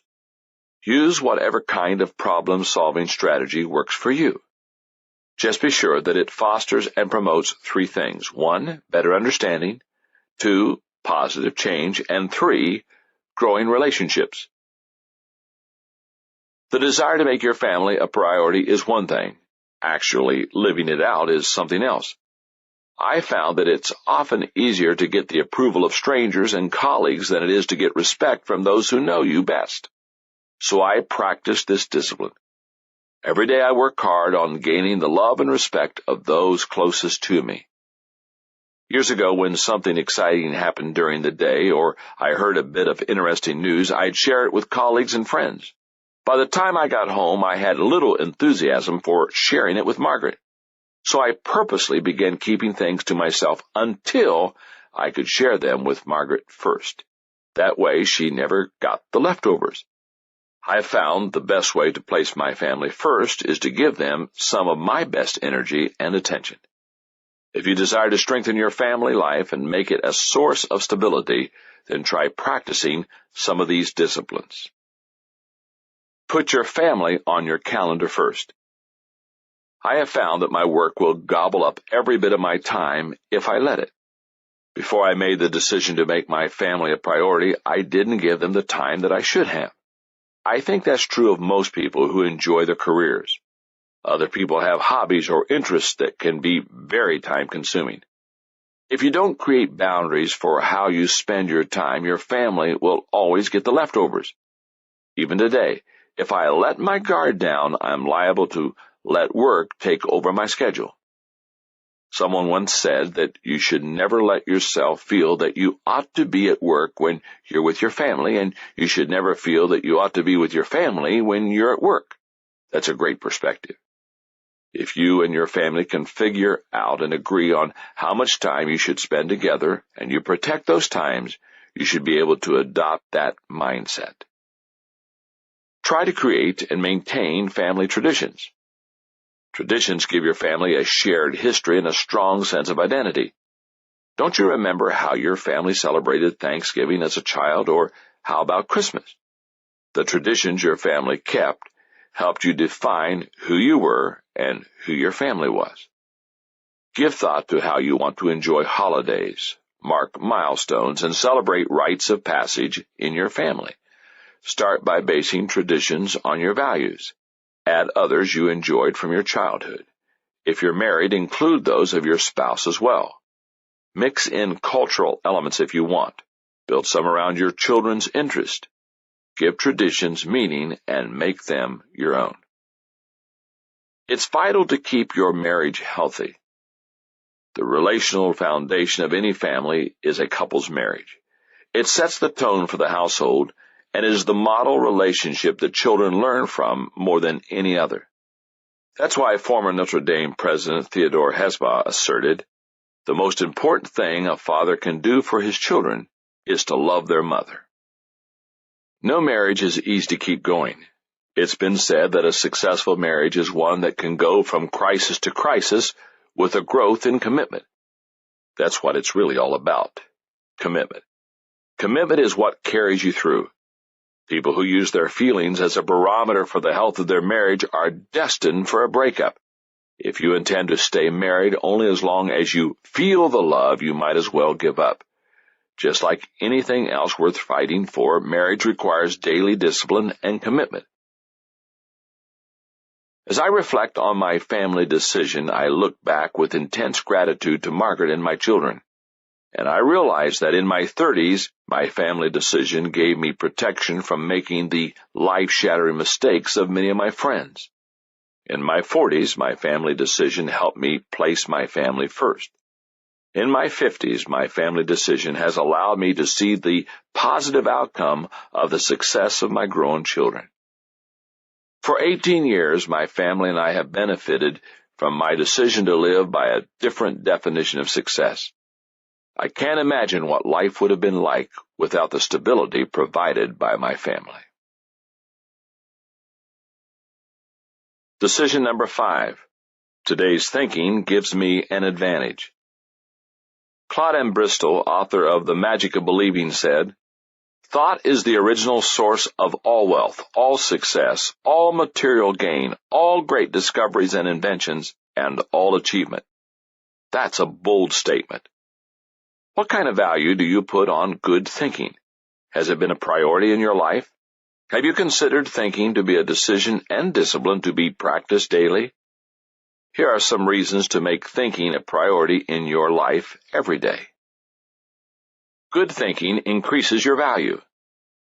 Who has the greatest value in any organization? The answer is the person with the ideas. Industrialist Harvey Firestone said, "Capital isn't so important in business. Experience isn't so important. You can get both these things. What is important is ideas. If you have ideas, you have the main asset you need, and there isn't any limit to what you can do with your business and your life." Ideas are what our country was founded on. Ideas have helped to create great companies and to drive our economy, the largest in the world. Ideas are the foundation for everything we build, every advance we make. When a person is a good thinker and has lots of ideas, he or she becomes very valuable. If you're a good thinker, you have a great advantage. Poor thinkers are slaves to their surroundings. People who do not develop and practice good thinking often find themselves at the mercy of their circumstances. They are unable to solve problems, and they find themselves facing the same obstacles over and over again. And because they don't think ahead, they are habitually in a reaction mode. An old German proverb says, "Better an empty purse than an empty head." Good thinkers can always overcome difficulties, including lack of resources. And poor thinkers are also frequently at the mercy of good thinkers. My father required all three of his children to read for 30 minutes every day. Sometimes we chose what we read, but often he selected the reading material for us. Two of the books he asked me to read made a profound impression on me. The first was The Power of Positive Thinking by Norman Vincent Peale, which I read in the 7th grade. That year, my father also took me to Veterans Memorial Auditorium in Columbus, Ohio, to hear and meet Dr. Peale. That experience shaped my life. Even more impacting than meeting Dr. Peale was reading As a Man Thinketh by James Allen. I read the book in 1961 when I was 14 years old, and it made such an impression on me that I was prompted to make one of my daily dozen decisions. I still have the book.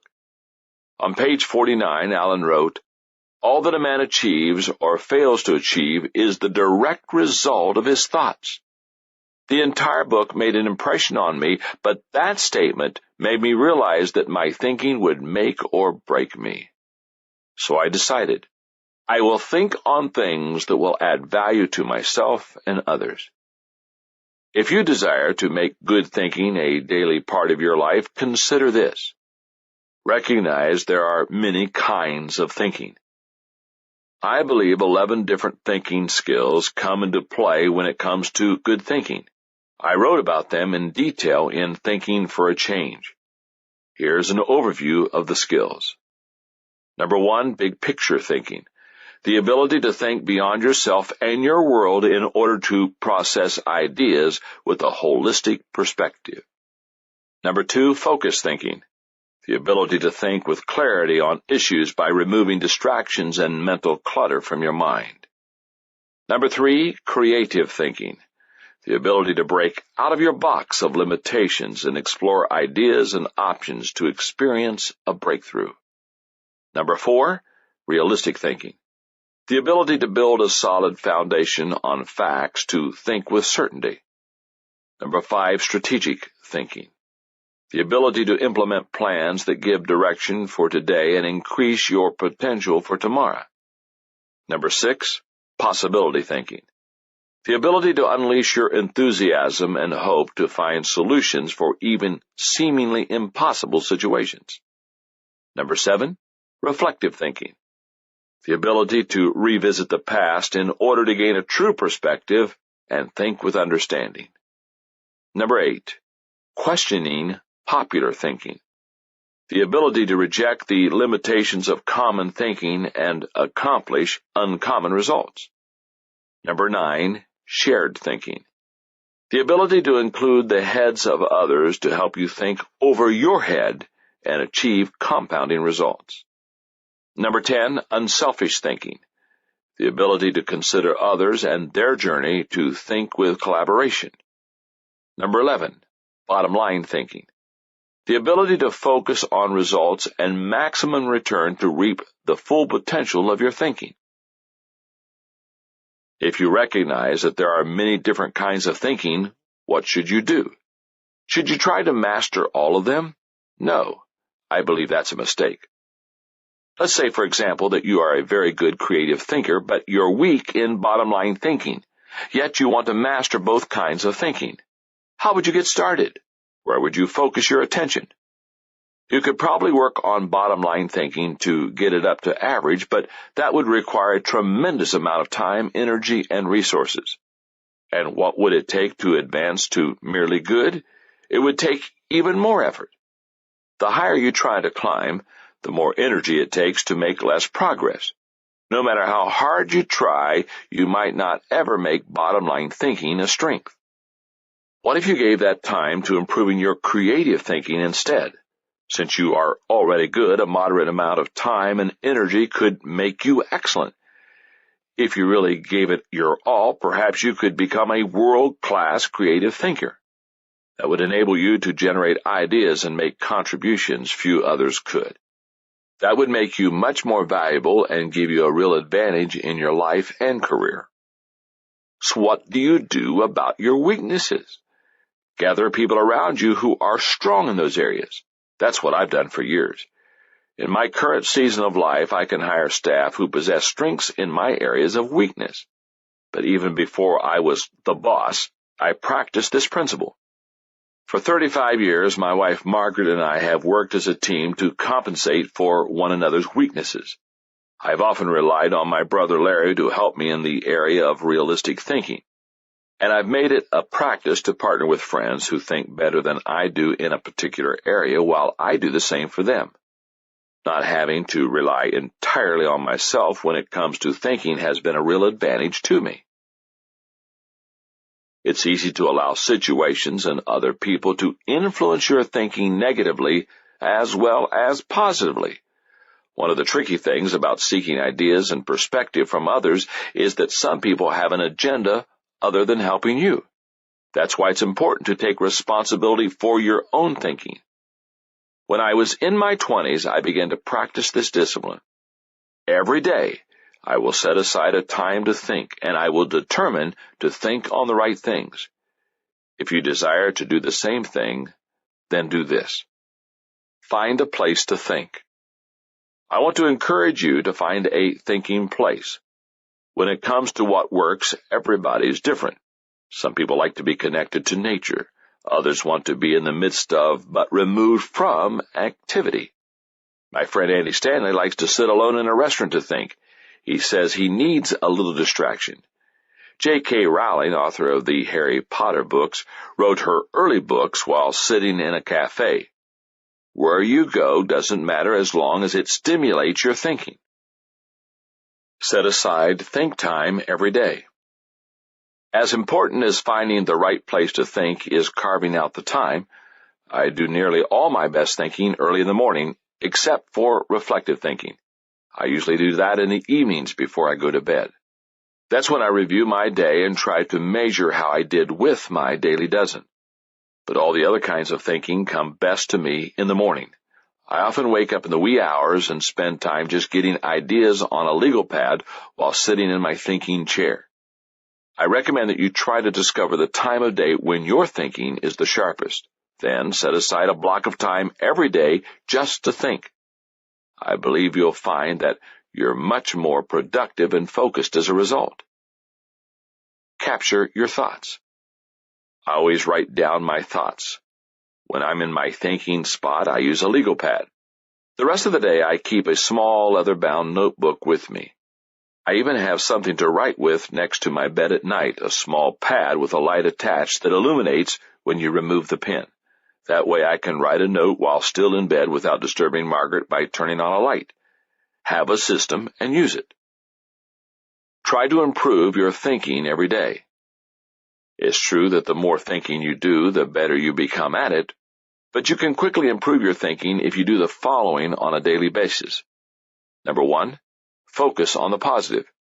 Thinking alone won't guarantee success. You need to think about the right things. Negative thinking and worry actually hinder the thinking process rather than improve it. I believe in this so wholeheartedly that the first book I wrote was a collection of short, uplifting, and instructive chapters. I called it Think on These Things, based on a Bible passage that always inspired me. Whatever is true, whatever is honorable, whatever is just, whatever is pure, whatever is pleasing, whatever is commendable, if there's any excellence, and if there is anything worthy of praise, think about these things. Focus on the positive, and your thinking will move in a positive direction. Number 2, gather good input. I've always been a collector of ideas. I do a lot of reading, and I continually file the ideas and quotes I find. I found that the more good ideas I'm exposed to, the more my thinking improves. And number 3, spend time with good thinkers. If you were to interview a group of top executives in any profession, you would find that well over half had had the benefit of being mentored at some time in their careers. And I believe that the greatest benefit anyone receives in that kind of relationship is learning how the mentor thinks. If you spend time with good thinkers, you will find that the exposure sharpens your thinking. When I was young and highly energetic, I was all for action. But the longer I live, the more I cherish my thinking time. Perhaps that's because I have begun to realize the value it has brought to me. In my teens, my thinking began to be focused on that which was positive. In my 20s, my thinking separated me from many of my peers. In my 30s, my thinking gave me an audience and a following. In my 40s, my thinking took my work to a much higher level. In my 50s, my thinking has taken me to a much higher level. And the best part is that I'm not done yet. I believe my best thinking is still ahead of me. I'm always trying to increase the quantity and the quality of my thinking because few things give as great a return as good ideas. When a person's thinking is good, a lot of other things in life take care of themselves. Decision number 6. Today's commitment gives me tenacity. What were you born to do? What do you think your future holds? Do you believe that you have a purpose or a destiny? If so, will you fulfill it? To become the person you have the potential to be, you will need great tenacity. That quality comes from commitment. Listen to these truths concerning commitment. Commitment can change your life. Think about a time in your life when you made a real commitment to do something differently. Didn't your life change as a result? It may have not turned out exactly as you expected, but it undoubtedly set you on a new course. If you want to change, you must embrace commitment. Your commitment will be tested every day. I think many people see commitment as an event, something that is done in a moment. They say, I do in a wedding ceremony. They shake hands to close a business deal. They buy a treadmill in order to exercise. But the commitment doesn't end with that decision. It's just getting started.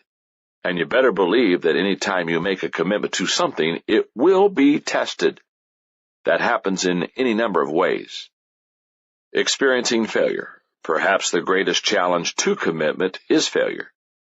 Olympic gold medalist Mary Lou Retton says, achieving that goal is a good feeling, but to get there, you have to also get through the failures. You've got to be able to pick yourself up and continue. Having to stand alone. When you want to accomplish something, people will try to distract you. They will challenge you. They may even try to get you to compromise your values. It may be unintentional.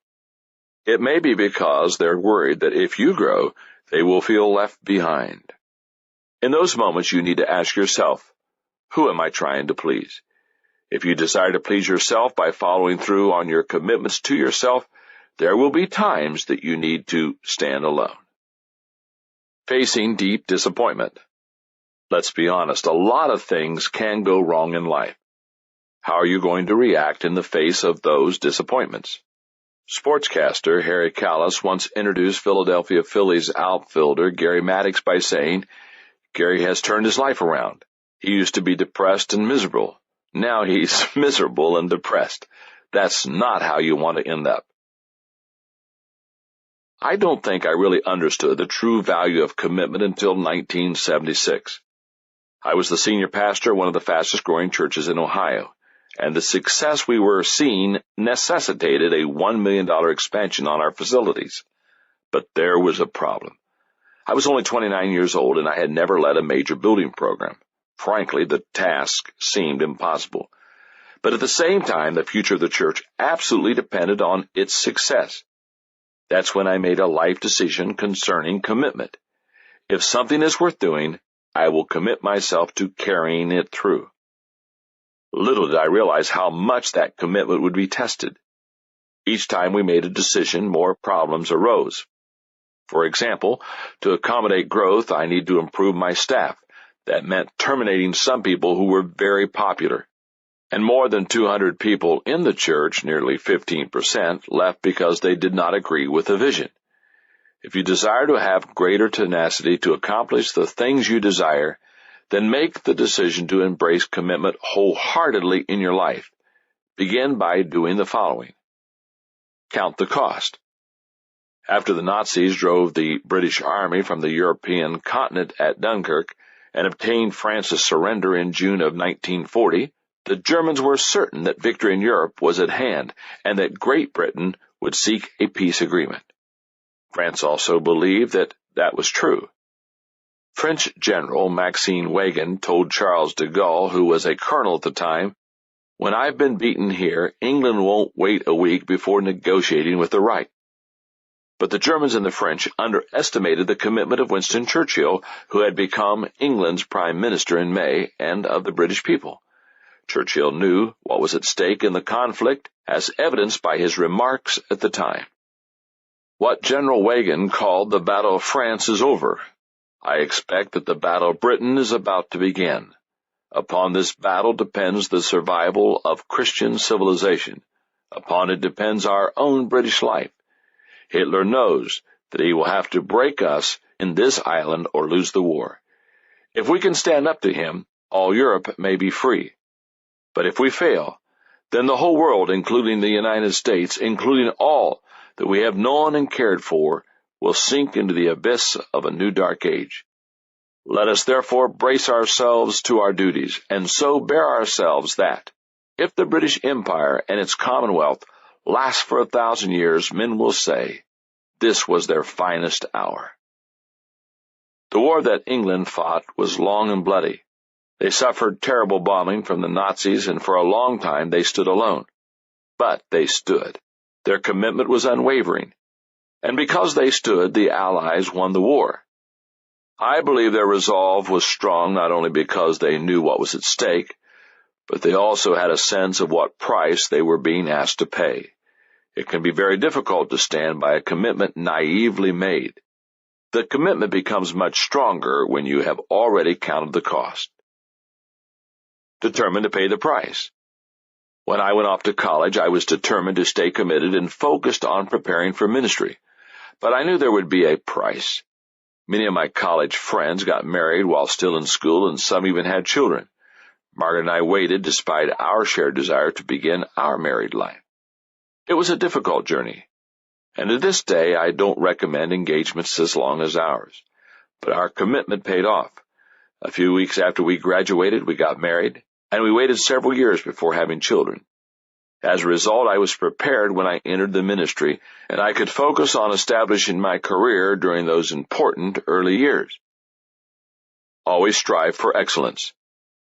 Anyone who desires to achieve and become successful must be like a fine craftsman, committed to excellence. A great craftsman wants you to inspect his work, to look closely at its finest details. In contrast, sloppy people hide their work, and if anyone finds fault with it, shoddy workers find fault with their tools. Which are you most like? Excellence means doing your very best in everything and every way. That kind of commitment will take you where half-hearted people will never go. After I made the decision to commit myself to the building program at my church, I knew that I would need to find a way to keep myself on track. So I determined to live out this discipline. Every day I will renew my commitment and think about the benefits that come from it.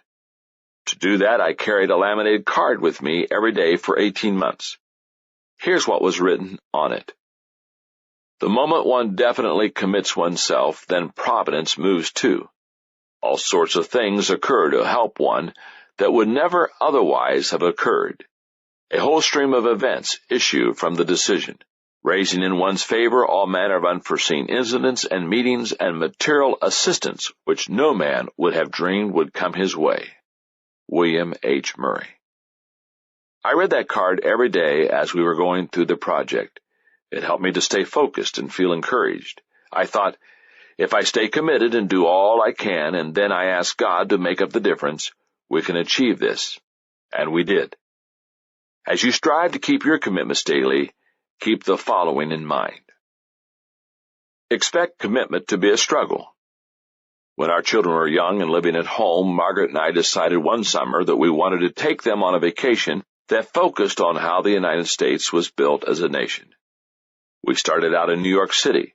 We went to Ellis Island, the long-time gateway into the country, and got a feel for the millions of immigrants who came to America with the dream of building a better life. We visited Philadelphia. We saw the room where our country became a nation with the signing of the Declaration of Independence. We viewed the Liberty Bell, and we visited the graves of the brave men who signed the Declaration of Independence. After that, we traveled south to Williamsburg, Virginia, the home of Patrick Henry, who declared, "Give me liberty or give me death." And we ended the trip in Washington, D.C. As we looked up at the towering Washington Monument, we were reminded of the United States struggle to become a nation. As we gazed at the huge statue of Lincoln at his memorial, we recalled the struggle we had endured to remain a nation. Everywhere we went, we were confronted with the commitment of men and women who founded and preserved our country. We learned about the risks they took, the battles they fought, the sacrifices they made. The greatest honors were reserved for those who endured the greatest struggles. The stakes were high, but so were the rewards. We still enjoy the freedom they won for us. That trip taught a great lesson to our family. Anything worth having is going to be a struggle. Commitment doesn't come easy, but when you're fighting for something you believe in, the struggle is worth it. Focus on choices, not conditions. In general, people approach daily commitment in one of two ways. They focus on the external or the internal. Those who focus on the external expect conditions to determine whether they keep their commitments. Because conditions are transitory, their commitment level changes like the wind. In contrast, people who base their actions on the internal focus on their choices. Each choice is a crossroad, one that will either confirm or compromise their commitments. When you come to a crossroad, you can recognize it because a personal decision is required, the decision will cost you something, and others will likely be influenced by it. Do what's right even when you don't feel like it. Thomas A. Buckner said, "To bring oneself to a frame of mind and to the proper energy to accomplish things that require plain hard work continuously is the one big battle that everyone has. When this battle is won for all time, then everything is easy." One of the things I admire about great athletes is their understanding of this truth. That's one of the reasons I enjoy watching the Olympics.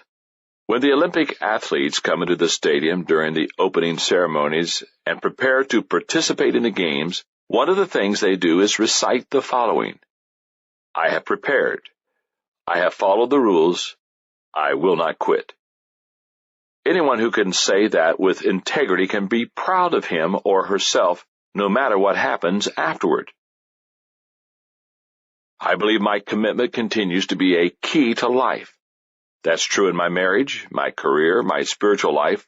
There's not an area that it doesn't touch. 28 years after settling the commitment issue in my life, I look back and realize the importance of that decision. In my 20s, my commitment made up for my inexperience. In my 30s, my commitment motivated many to follow my leadership. In my 40s, my commitment kept me going during my most difficult leadership years. And in my 50s, my commitment has pushed me out of my comfort zone and into my productivity zone. Recently, I read a story that exemplifies commitment. In 1999, the New York Times began awarding college scholarships in a program open to New York high school seniors. The stated goal was to support the aspirations of students who hope to build on their achievements in college and to make significant contributions to society. The administrators of the program wanted especially to help students who had succeeded despite the odds. When the names and stories of the first recipients were announced, there were many great success stories. But one in particular stood out: the story of Liz Murray. Liz grew up in the Bronx, the child of two parents who were alcoholics and IV drug users. She says her parents always loved her, but they neglected her because of their preoccupation with drugs. Once she woke up to find that they had sold her sister's winter coat to get money for a fix.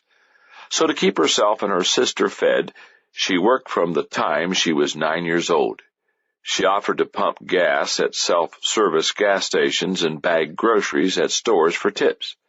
It wasn't until Liz was in junior high school that she realized most kids didn't have parents who shot up cocaine in the living room. That was around the same time her mother's AIDS, which had been diagnosed a few years earlier, became acute. Liz wasn't going to school much by then. A lot of her time she tried to take care of her mother, who was also schizophrenic. The rest of her time she spent on the street and with friends. When Liz was 15, her mother died, and Liz became homeless. Ironically, that experience had a positive impact on her. When she saw her mother buried in a pauper's grave, Liz had a realization, and that brought her to a decision. She says, "I connected the lifestyles that I had witnessed every day with how my mother ended up, and if there was anything that I could do about it, that would not happen to me. So I wanted to get back into school, but mind you, I was homeless. Her circumstances were dire, but she committed herself to the task. First, she found a summer job. Her employer and co-workers never knew that she was homeless. Her pay was based entirely on commission, and she excelled. That helped her scrape together enough money to survive. Then she got herself accepted at Humanities Preparatory Academy, a public high school in Manhattan. To make up for lost time, she did 4 years of coursework in 2 years by taking 10 classes at a time. By day she went to school, by night she studied in the stairwells, and often rode subway trains until morning. She set her sights high. She had visited Harvard on a school trip. She decided to apply there and to apply for the New York Times scholarship. Since her mother's death, she had gained tenacity and focus. Her death showed me how short life is, said Liz, something I remind myself of dozens of times a day. Thinking of this, it's easy to prioritize in any difficult situation. It's always the people I care about that matter, and also working to bring out all the potential inside of me is a way of loving the people close to me the best I can. The interviews for Harvard and the scholarship fell on the same day. On that day, she also had an appointment at a welfare office to keep her meager benefits coming. As she waited in line, she saw her opportunity to get to the interviews ticking away. In frustration, she asked if she could be bumped to the front of the line because of her interview with Harvard. She was told, "Right, and the lady in front of you has an interview with Yale. Sit down." She walked away from her benefits and chose to go to the interviews. In the end, she made her interviews and her grades. She was awarded a yearly $12,000 scholarship, and she was accepted at Harvard. She has since transferred to Columbia. She says it's a better fit for her and she can be closer to her father. Her story has been picked up by news programs. Lifetime made it into a movie, and she's currently writing it in a book format. She inspires everyone she meets. Her father, who is HIV positive and currently living drug-free, says that she is his hero. But Liz takes it all in stride. When asked about her philosophy, she summed it up this way: "There's always a way through things if you work hard enough and look close. It all depends on your level of determination." Hard work and determination. That sounds like a good description of commitment. Decision number 7. Today's finances give me options. Donald Olson quips that the average American is busy buying things he doesn't want with money he doesn't have to impress people he doesn't like. There isn't an aspect of life that financial matters don't touch. And when people don't handle finances well day to day, it causes huge problems. Take a look at 3 simple truths about finances. Number 1, money won't make you happy. Even though most people would say they agree with the saying, money won't buy happiness, they sometimes act as if they think it's true. Why else would they make money such a high priority or compromise their values to get it? As a young man, I may have suspected that people with money were happier than people without it, but as I began counseling people with above-average incomes, I found that they had no advantage over people with low incomes. Automaker Henry Ford said, "Money doesn't change men, it merely unmasks them. If a man is naturally selfish or arrogant or greedy, the money brings it out. That's all. You are what you are, no matter how much or how little money you have." Number 2, debt will make you unhappy. Having money may not make people happy, but owing money is sure to make them miserable. Novelist Samuel Butler, who satirized the Victorian life in England, wrote, "All progress is based upon a universal innate desire on the part of every living organism to live beyond its income. Yet the truth is that if your outgo exceeds your income, then your upkeep will be your downfall." Number 3, having a financial margin gives you options. The bottom line is that money is nothing but a tool. It is good for helping one achieve goals, but the goal of getting money for its own sake is ultimately hollow. If you have very little money, you have fewer choices. If you want to live where it's most convenient to your job, you may not be able to if you lack money. You may not be able to send your children to the school you want. You may not be able to afford a reliable car. You may not be able to take off time from work to see your children's ball games or recitals. You may not be able to switch careers to something you love. You may live every month from paycheck to paycheck. And you may not be able to stop working when you're 65, 70, or even older. When I was growing up, it was obvious very early that my brother Larry and I had very different attitudes toward money. We were complete opposites. As a kid, all Larry wanted to do was work and make money. All I wanted to do was play with my friends. He spent his summers working, I spent my summers shooting hoops. He saved his money, I had nothing to save. When Larry was 16 years old, he bought himself a nice car with his own money, a 4-year-old Ford. I didn't have a car until I graduated from college, and it was a beat-up Ford Falcon. And guess from whom I borrowed the money to buy it? From Larry and from my younger sister Trish. When I was studying for the ministry, I realized I was choosing a profession where I would not make a lot of money. I didn't mind that because I was doing what I believed I was called to do and what would be personally fulfilling. But I also recognized that when a person has no money, he has few options. In 1985, Margaret and I made a decision. We will sacrifice today so that we can have options tomorrow.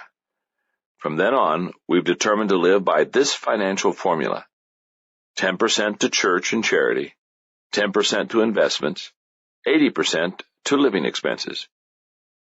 Put yourself in position to make a good decision concerning finances by doing the following.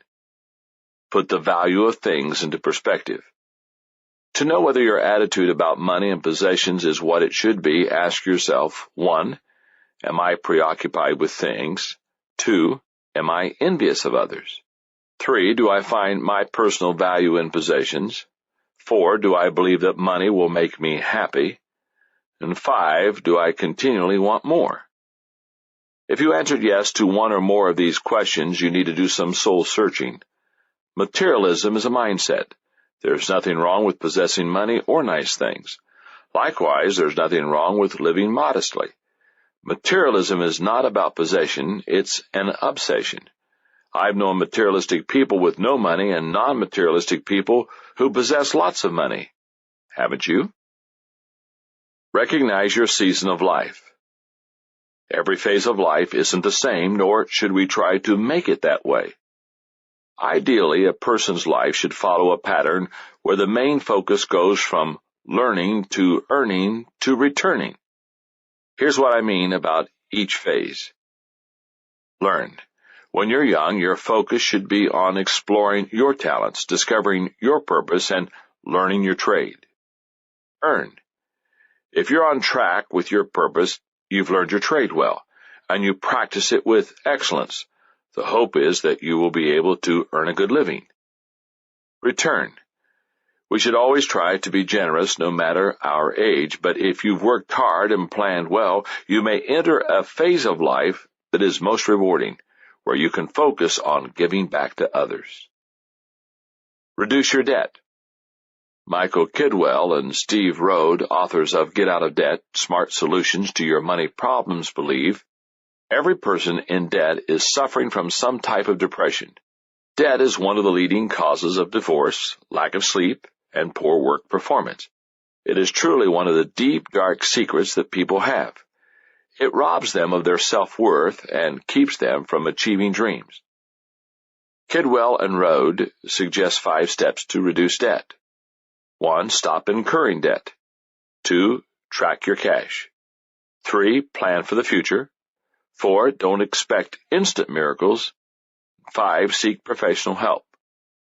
Don't let your possessions or your lifestyle possess you.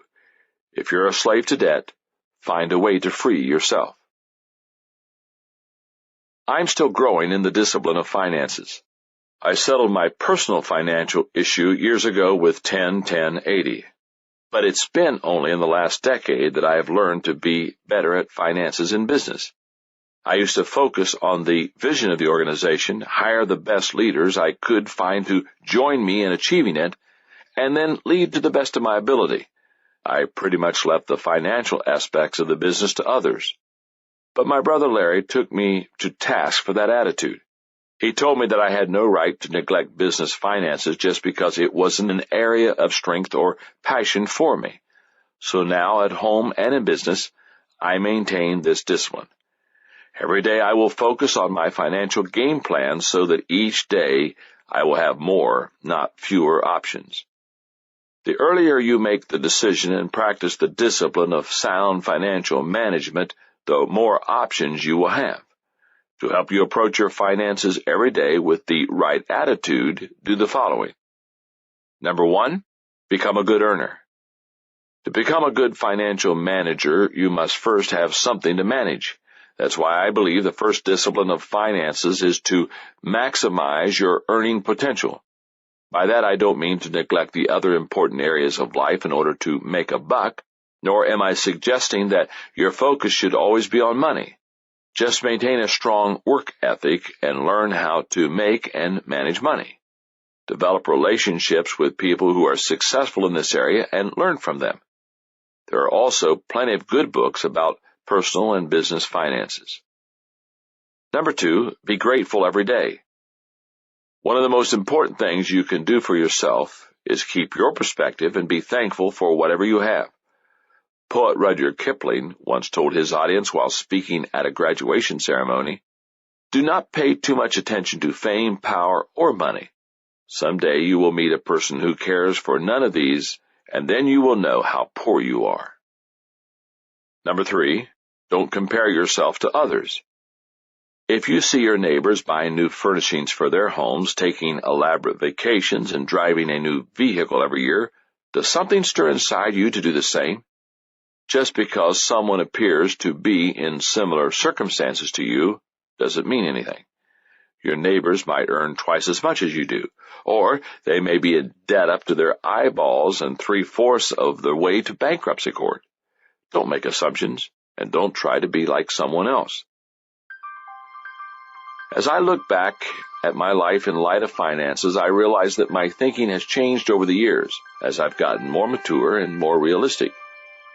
In my 20s, I realized that life consisted of more than money. In my 30s, I realized that money would give me options. In my 40s, I realized that I needed to pay now in order to play later. In my 50s, I realized that the greatest joy in making money is the privilege of giving it away.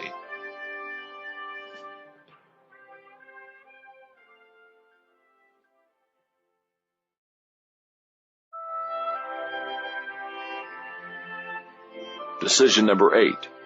Today's faith gives me peace. Knowing my background, you're probably not surprised that faith is one of my daily dozen. My faith is the most important thing in my life, but I'm very sensitive to the fact that others may have a very different point of view, and I never push my faith on anyone. I want to be sensitive to your views concerning faith. Therefore, I will share with you my personal spiritual journey with the hope that it will encourage you to explore this aspect of your own life. I sincerely believe that faith holds the key to life's meaning. Consider a few of the things faith does. Faith gives me a divine perspective today. There are a lot of things in life that are difficult to understand.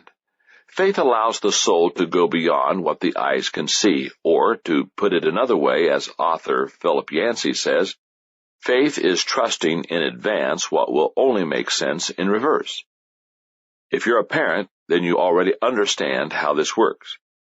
When children are small, they ask a lot of questions. Sometimes we tell them something, and their life experience doesn't provide them with what they need to grasp it. It's like trying to explain to a 3-year-old that if he falls into a swimming pool when no one is around, he'll drown. But why, he asks. How do you know? You try to explain, but at some point all you can say is, you just have to trust me on this. Faith gives me health today. Years ago, I read about a study from Purdue University that found people who practice their religion regularly develop only half as many medical problems as non-believers. The researchers concluded that religion kept people stressed down and their sense of well-being up because their faith added meaning and perspective as well as valuable social networks. Faith gives me strength for today. A strong faith of any kind gives a person strength. Few things can help a person overcome adversity the way that faith can. S.G. Holland, former Prime Minister of New Zealand, asserted that faith draws the poison from every grief, takes the sting from every loss, and quenches the fire of every pain, and only faith can do it. Faith gives a person power. I grew up in a household filled with faith. My father, Melvin, became a pastor as a young man and remains in ministry to this day at age 83.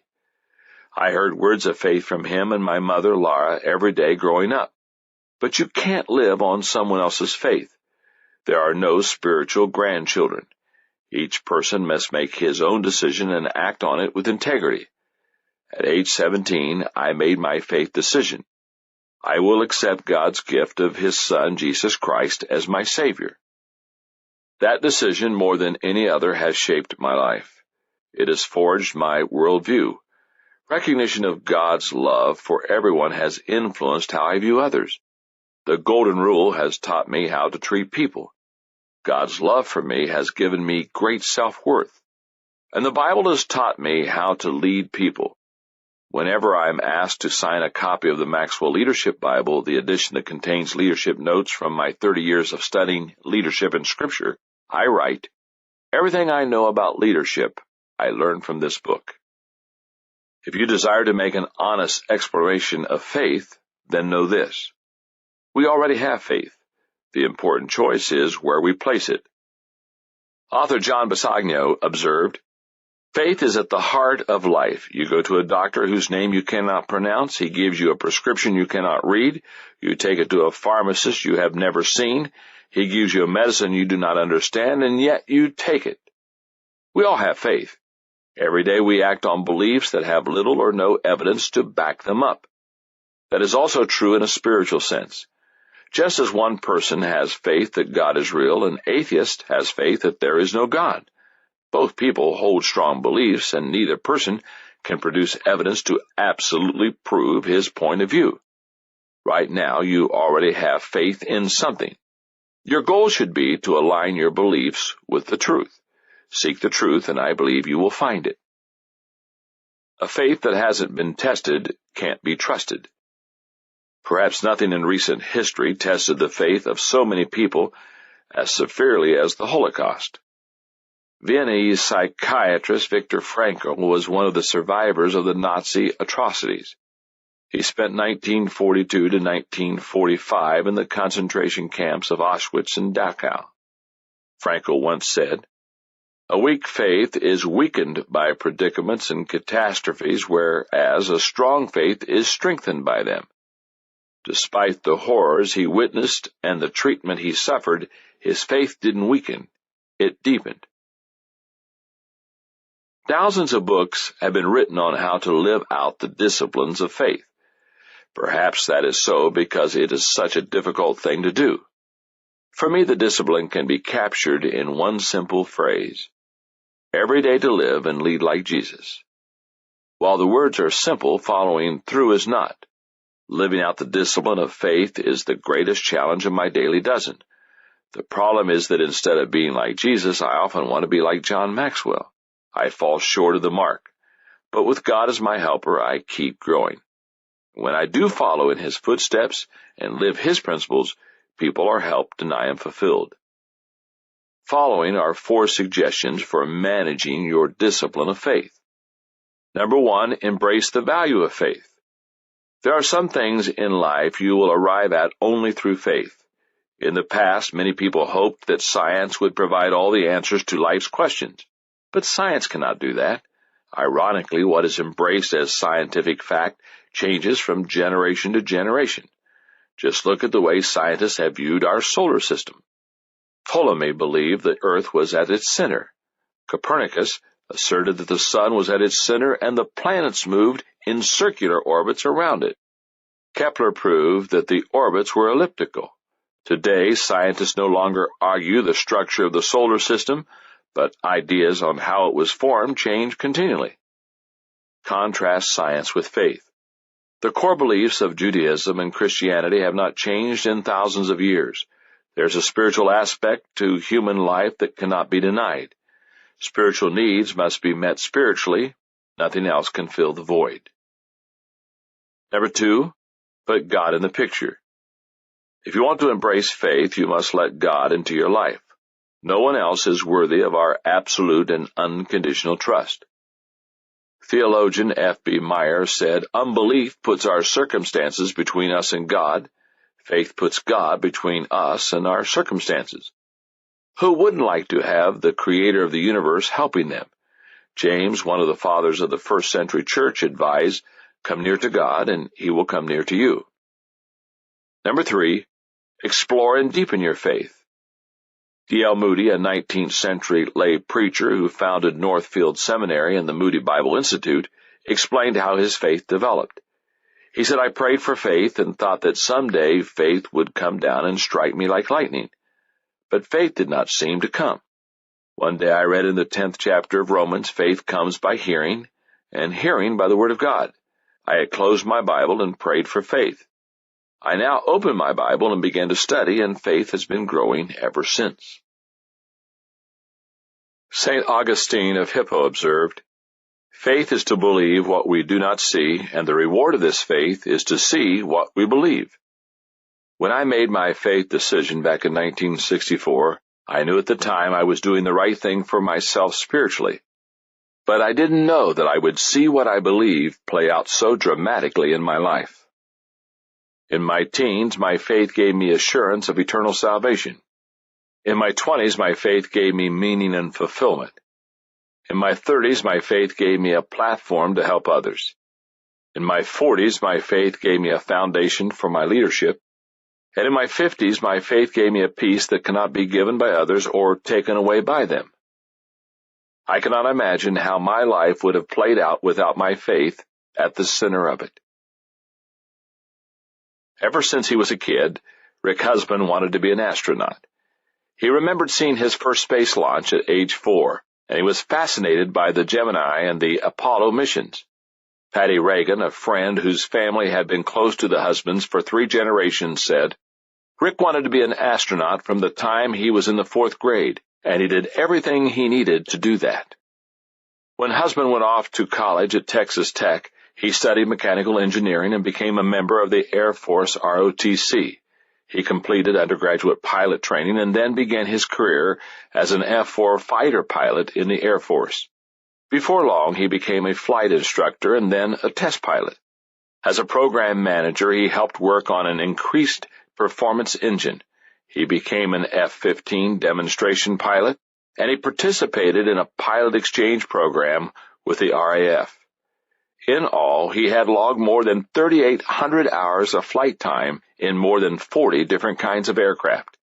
He was among the best of the best. Along the way, not only did he earn his master's degree in mechanical engineering from Cal State Fresno, but he also got married and had 2 children. He was respected not only for his skill in his career, but also for his faith and his devotion as a husband and a father. In December of 1994, husband finally realized his dream of becoming an astronaut and began training a few months later. In 1999, he went into space for the first time as pilot of the Space Shuttle Discovery, and he loved it. One of the most enjoyable things about flying in space is getting to see God's creation from a different perspective, said husband. There are just so many different beautiful aspects of the views you get to see out there that it is an awe-inspiring sight, almost no matter in which direction you're looking. Husband's next trip into space was aboard the Columbia, and this time he commanded the mission. As usual, his family watched the launch in Florida. That was always the most nerve-wracking time. When Rick's wife, Evelyn, described it, she said that the worst is in the first couple of minutes because of the Challenger. When I saw the rocket boosters come off, that pretty much does it for me because I feel like we're home free. Little did anyone suspect that the real danger would be when Columbia was making its final descent to land at Kennedy Space Center. On February 1, 2003, at about 9 a.m., the Space Shuttle Columbia disintegrated over the Dallas-Fort Worth area, just a few hundred miles from where Rick's husband grew up. The entire crew of 7 was lost. Just 2 days after the tragedy, Evelyn's husband was interviewed by Katie Couric on the Today Show. She was remarkably composed. She talked about how the families of all Columbia's astronauts had come together to comfort one another, how they were grieving together, and how supportive NASA had been. She expressed her desire that space exploration continue. And she also explained how she was making it through a difficult time. When Rick autographed pictures for people, he always put a Bible verse on it that was Proverbs 3:5-6, which says, "Trust in the Lord with all your heart and do not lean on your own understanding. In all your ways acknowledge Him, and He will make your path straight." And that verse has been a blessing to me and Rick, and now it's a tremendous blessing to me because I don't understand any of this, but I do trust the Lord, and so that's been a tremendous comfort. If you desire to have the kind of peace that Evelyn's husband has and the assurance that she and Rick enjoyed, then make a faith decision and learn to deepen and live out your faith daily. Decision number 9. Today's relationships give me fulfillment. Think back to the most important experiences of your life, the highest highs, the greatest victories, the most daunting obstacles overcome. How many happened to you alone? I'll bet there are very few. When you understand that being connected to others is one of life's greatest joys, you realize that life's best comes when you initiate and invest in solid relationships. You'll enjoy life more if you like people. Of the people you know, which seem to have the most fun in life? Think about them a moment. Would you describe them as negative, suspicious, surly, and antisocial? Of course not. When have you known someone with those characteristics who loved life and had a lot of fun? The Scrooges of life don't enjoy much of anything. On the other hand, people who love people usually have a ball. If you like people, then no matter where you go, you'll meet a friend. You'll get farther in life if people like you. Consultant John Luther observes, natural talent, intelligence, a wonderful education, none of these guarantees success. Something else is needed. The sensitivity to understand what other people want and the willingness to give it to them. Worldly success depends on pleasing others. No one is going to win fame, recognition, or advancement just because he or she thinks it's deserved. Someone else has to think so too. There's an old saying in sales: all things being equal, the likable person wins. But all things not being equal, the likable person still wins. There's no substitute for relational skill when it comes to getting ahead in any aspect of life. People are any organization's most appreciable asset. There are plenty of personal reasons to cultivate positive relationships, but there are also other practical ones. Any organization that succeeds does so because of its people. It doesn't matter whether it's a business, sports team, church, or society. Organizationally, you live or die with your people. That's why Jim Collins, author of From Good to Great, writes about the importance of recruiting, or as he calls it, getting the right people on the bus. When I was in my early teens, my father encouraged me to read How to Win Friends and Influence People by Dale Carnegie. I've always remembered the advice that the master of relationships gave in the book. In order to make friends, one must first be friendly. I determined to be more intentional and take relationships to a new level in my life. That's when I made the relationship decision. I will initiate and make an investment in relationships with others. To have the kind of solid relationships that bring fulfillment, you have to change your mindset when it comes to dealing with others. Here are some ways that you can do that. Place a high value on people. Let's face it, if you don't care about people, you are unlikely to make building good relationships a priority in your life. What one-time National Salesman of the Year Les Giblin said is true. You can't make the other fellow feel important in your presence if you secretly feel that he is a nobody. The solution is to place a high value on people. Expect the best from everyone. Assume people's motives are good unless they prove them to be otherwise. Value them by their best moments, and give them your friendship rather than asking for theirs. That will ultimately be their decision. Learn to understand people. If you desire to improve your understanding of people so that you can build positive relationships, then keep in mind the following truths about people and actions you can take to bridge the gap often caused by them. People are insecure. Give them confidence. People want to feel special. Sincerely compliment them. People desire a better tomorrow. Show them hope. People need to be understood. Listen to them. People are selfish. Speak to their needs first. People get emotionally low. Encourage them. And people want to be associated with success. Help them win. When you understand people, don't take their shortcomings personally, and help them to succeed, you lay the groundwork for good relationships. To keep me on track in my relationships so that I'm investing in them as I must to make them successful, I practice this discipline. Every day I make the conscious effort to deposit goodwill into my relationships with others. Every evening I evaluate this area of my life by asking myself, have I been thoughtful toward people today? Would they express joy that they have spent time with me? If the answer is yes, then I've done my part. If you want to improve your relationships through your everyday actions, then do the following. Put others first. The most basic way to put others first is to practice the golden rule. Do unto others as you would have them do unto you. If you take that mindset into all your relationships with others, you can't go wrong. Don't carry emotional baggage.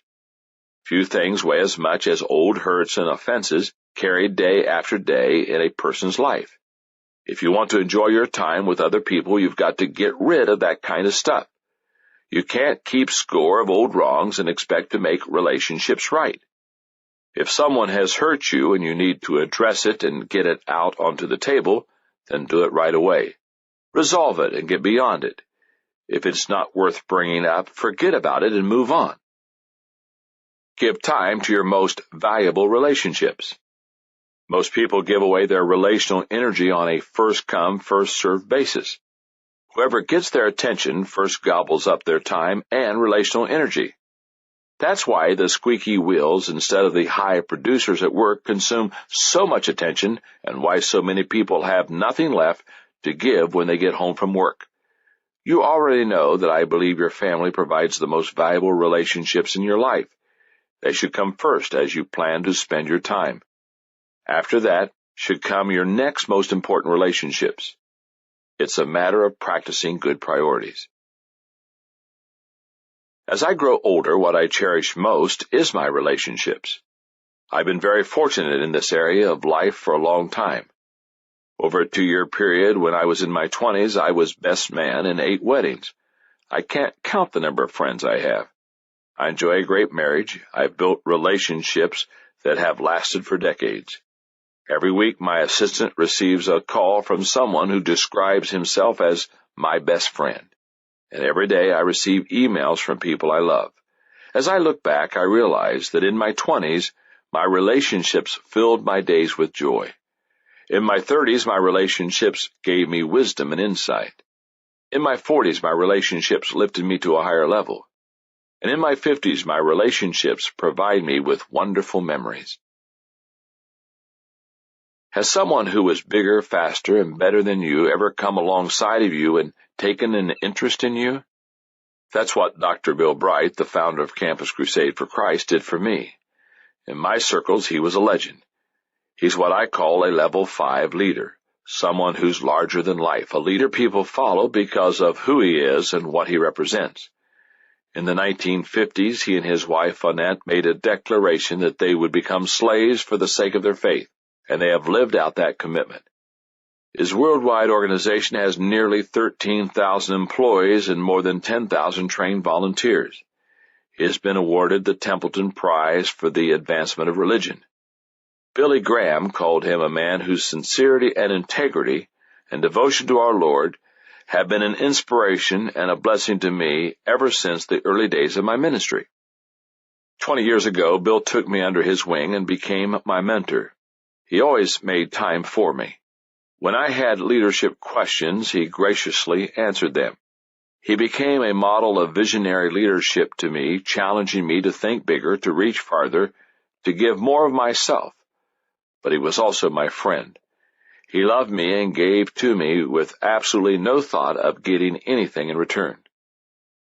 In 2001, I had the privilege of honoring Bill Bright at one of our conferences with the Catalyst Award for Lifetime Achievement for being a leader, pioneer, mentor, and friend of leaders for 50 years.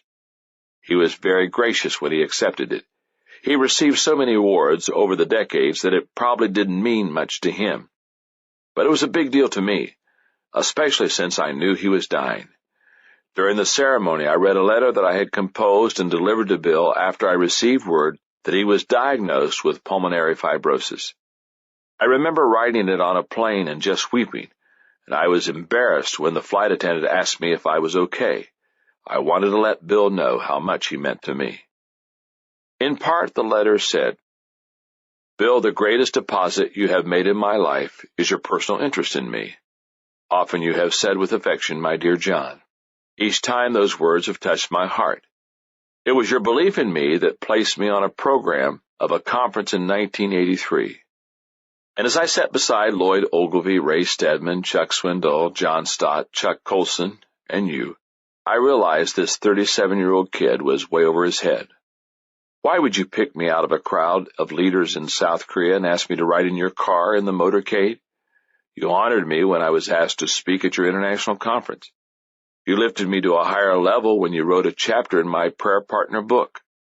Over the years, I've benefited from your notes, phone calls, and personal encouragement. But my greatest moment with you was after lunch we shared together in the late 80s, when I felt the load of leadership and you asked me to kneel beside you.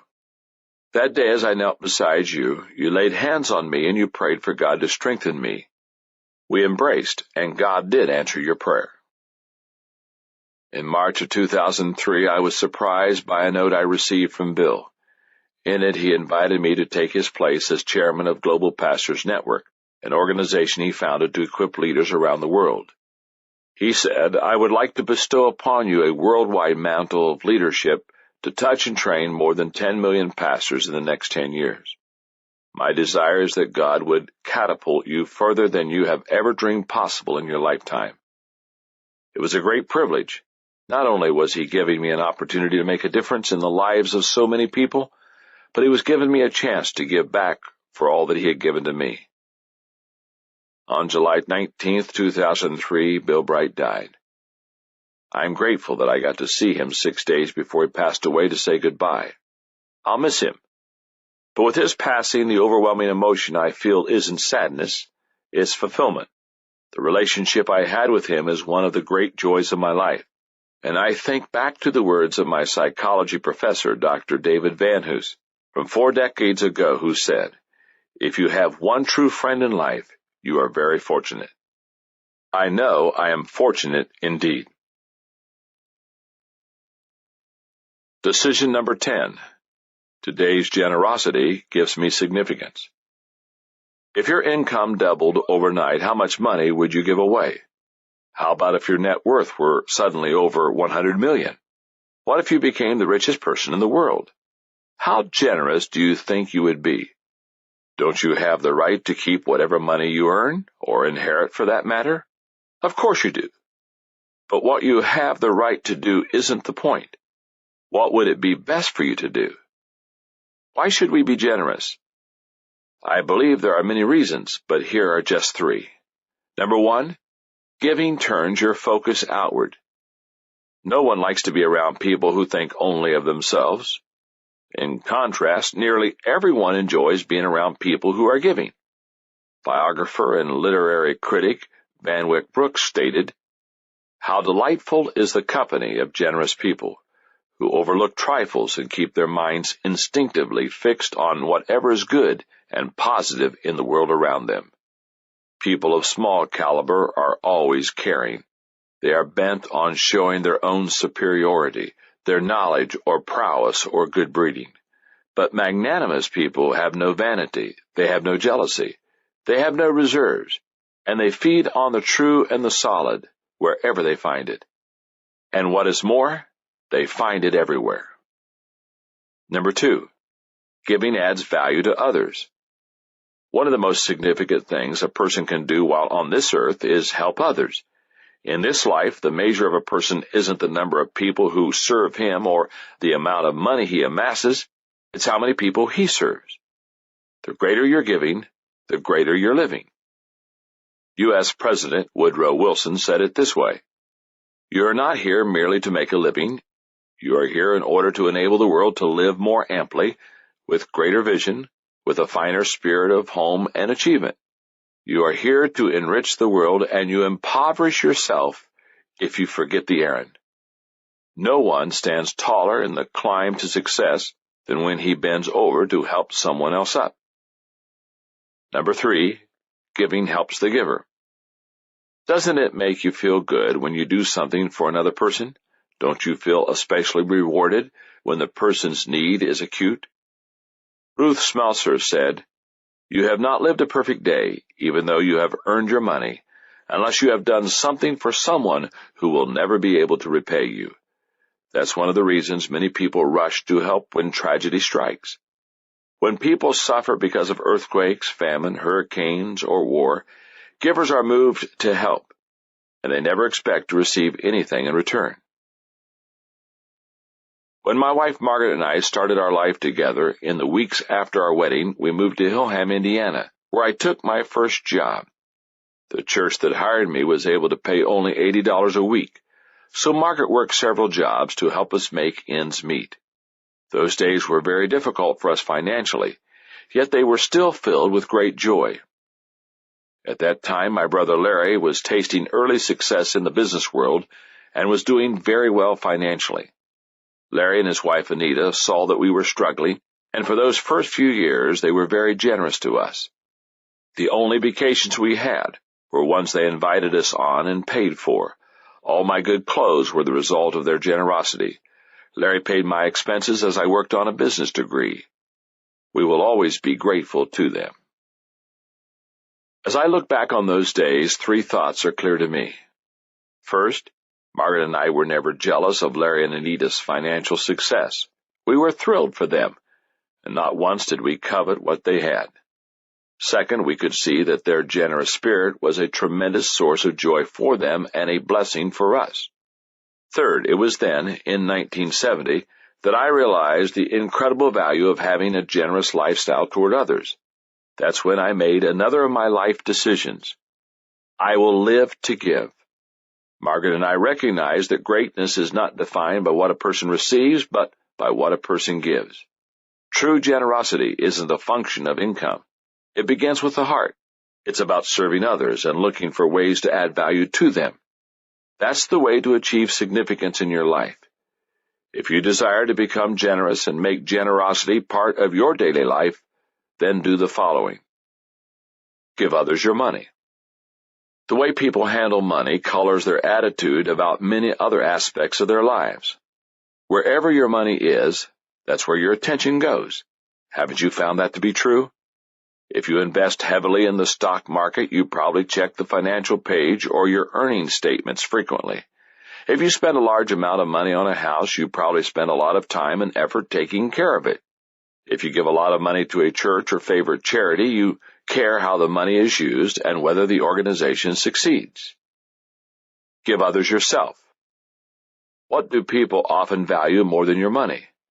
The answer is your time and attention. Think about it. What takes greater effort, writing a check or giving your time? What shows the greater level of commitment? My friend Larry Burkett said, "Where there is no giving, there is no commitment." A child desires to have a parent's undivided attention more than anything else. Even sharp employees with great potential understand that a good mentor is more valuable than a mere monetary reward. Money may buy stuff, but a good mentor buys a better future.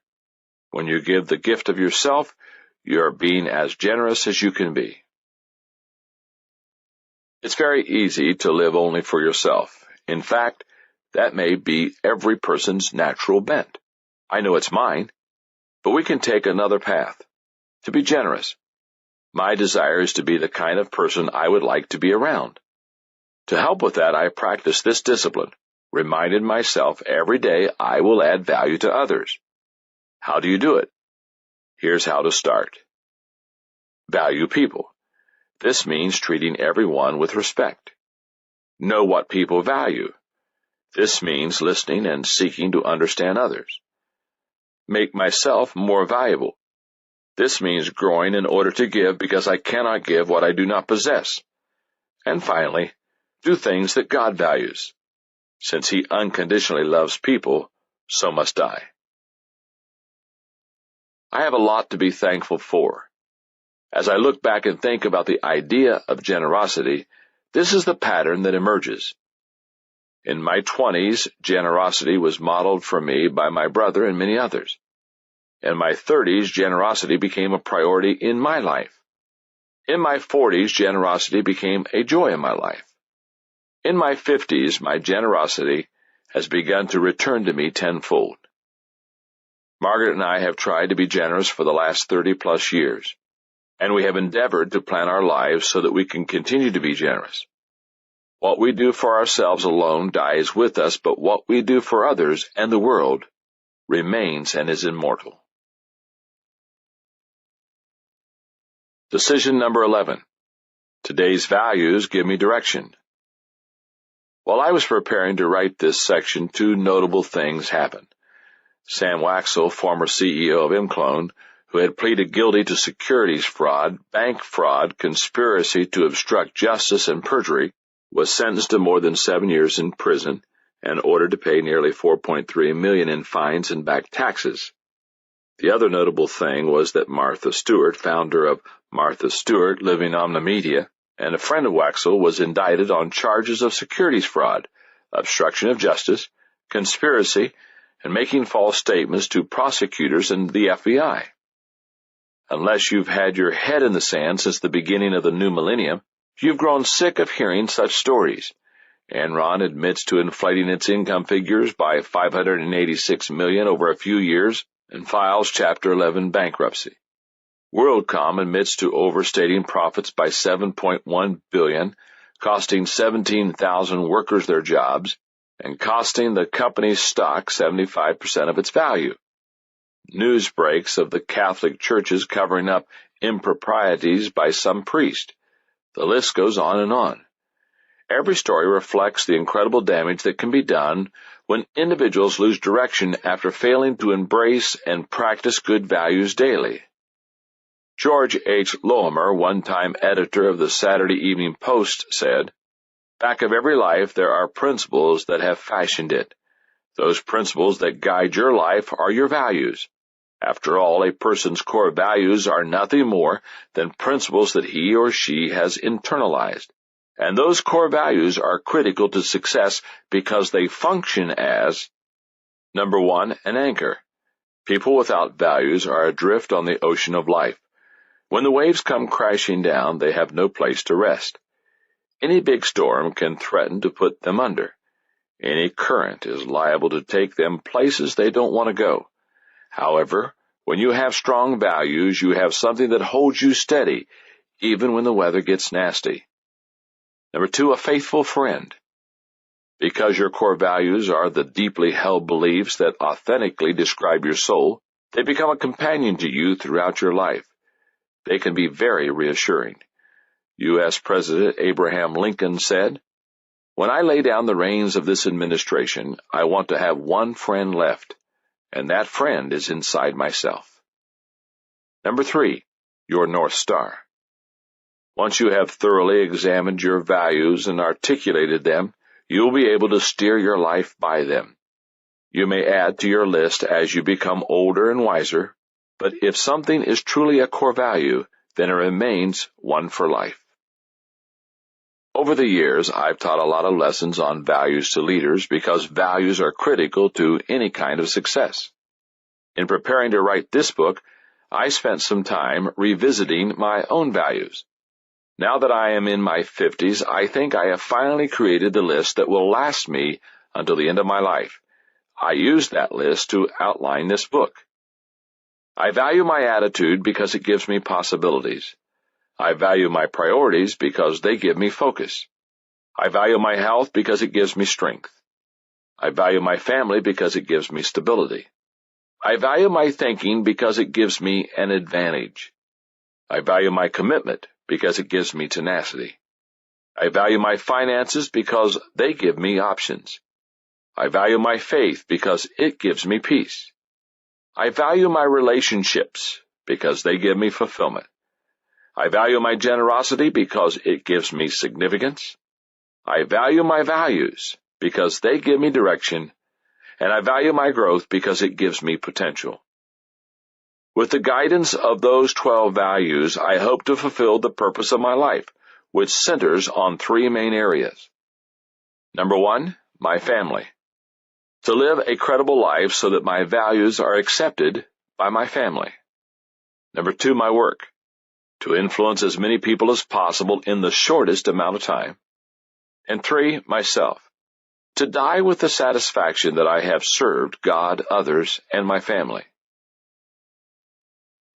I grew up in a home where great values were taught and lived out, but I didn't make a conscious decision to embrace good values and live them out until 1970 when I was 23 years old.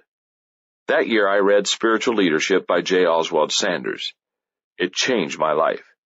It made me realize that I was not leading according to my values, and it gave me the courage to do the right thing even if it wasn't popular. I made the decision. I will lead others based on the values I embrace. I still have my copy of Spiritual Leadership because it marked me. Inside the back cover, I wrote 3 commitments that would shape the rest of my life. The book challenged me to, number 1, be God's man. No matter where my work takes me, I desire to be in the center of God's will. 2, to develop my potential to the best of my ability. I will never allow myself to be lazy, indifferent, or non-committal concerning spiritually lost people. And number 3, to be a true spiritual leader. God is my idol, Jesus is my pattern, and the Bible provides my direction. I will not, with God's help, be poured into another man's mold or teach what I do not believe. Comedian Fred Allen said, "You only live once, but if you work it right, once is enough." How can people work it right? by knowing their values and living by them every day. Do that and you will have few regrets at the end of your life.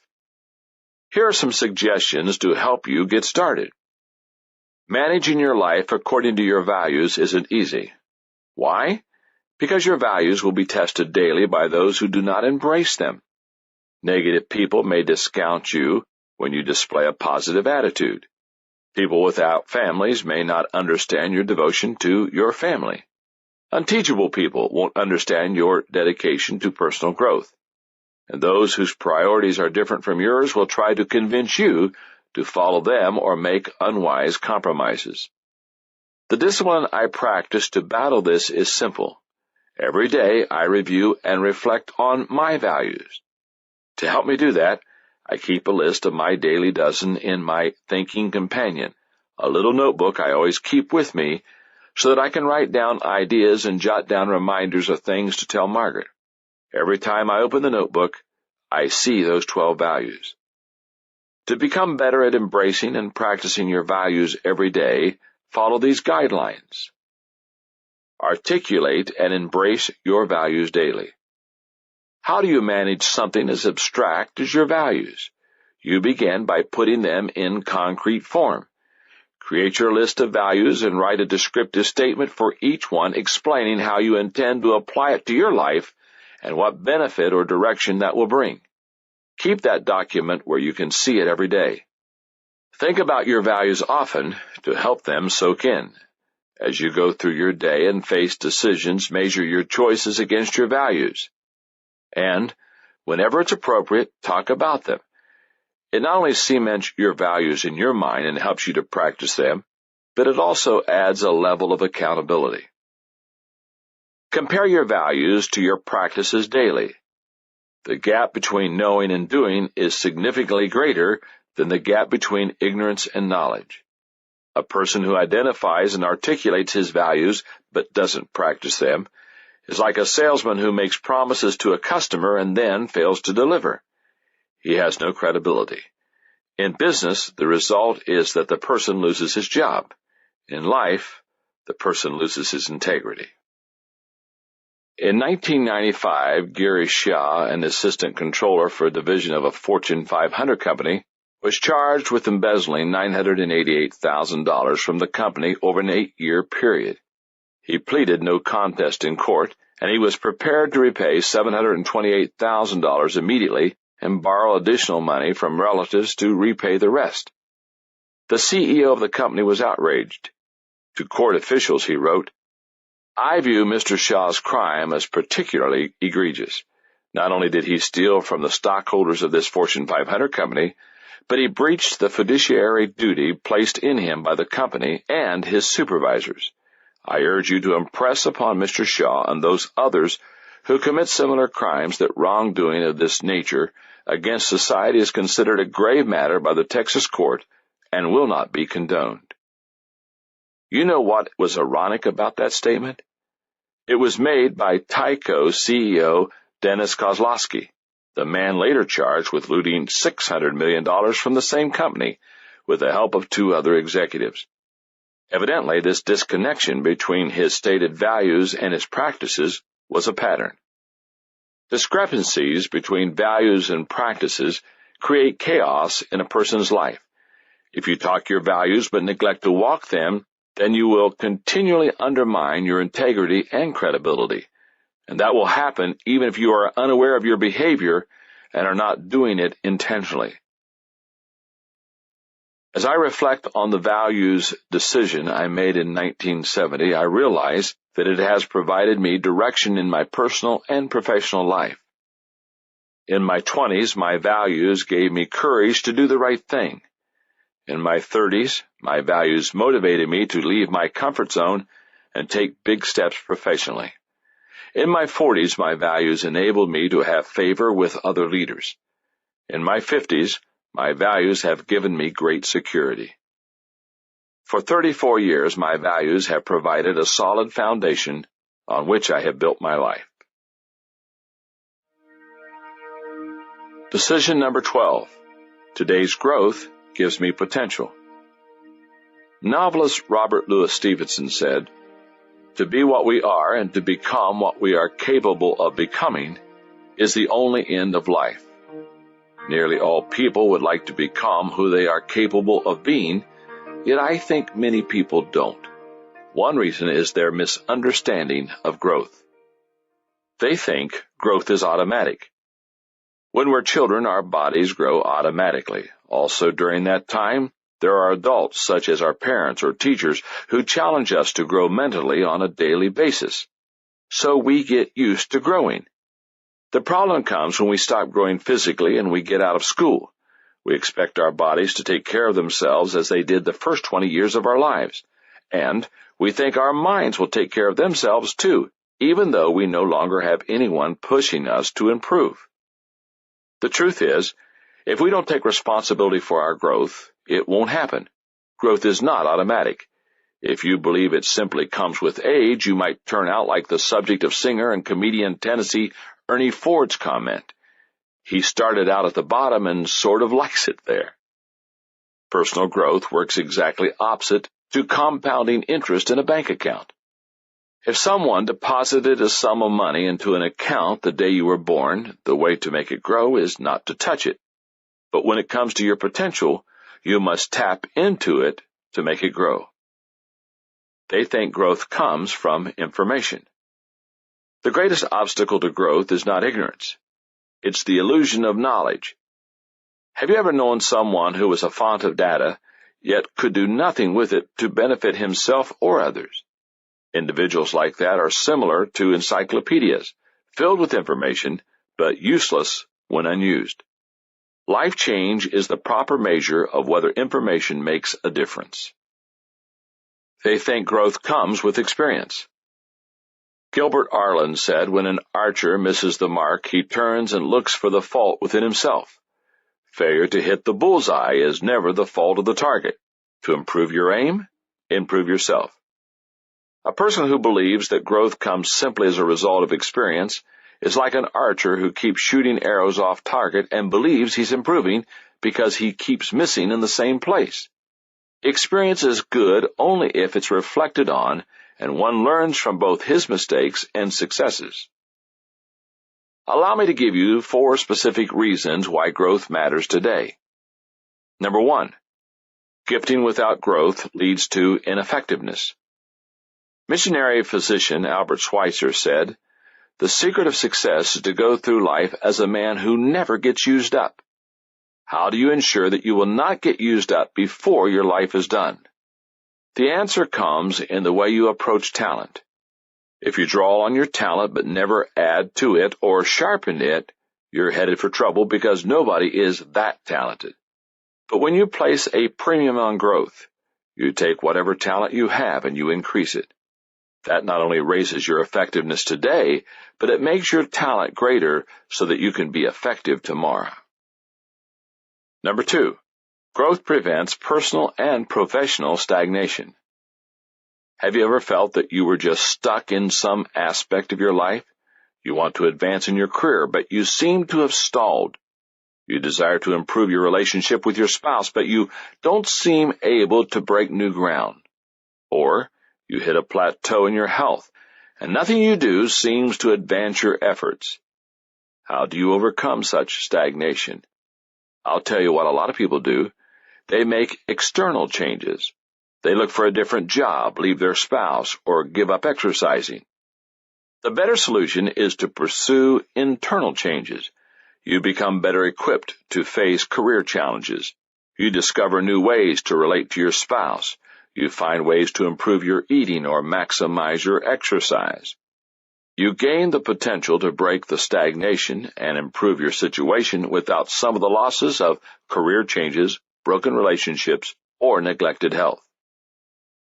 Number 3, your personal growth impacts your organization's growth. For years, I've taught leadership conferences for people who desire to grow their organizations, and I found that many leaders are looking for quick fixes to create growth. One of the things I've taught in those settings is that if you want to grow the organization, you must grow the leader. Business philosopher and author Jim Rohn puts it another way. In order to do more, I've got to be more. If you are growing, then your organization has a good chance to grow. Number 4, only through continuous improvement can you reach your potential. The Tartar tribes of Central Asia spoke of a certain curse against an enemy. They didn't hurl words calling for their enemies' swords to rust or for their people to die of disease. Instead, they said, "May you stay in one place forever." If you don't try to improve yourself every day, that could be your fate. You will be stuck in the same place, doing the same things, hoping the same hopes for coming years, but never gaining new territory or winning new victories. In 1974, a critical event occurred in my life that would change it forever.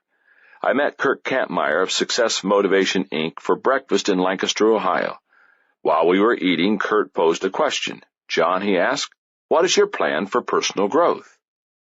Never at a loss for words, I tried to find things in my life that might qualify for growth.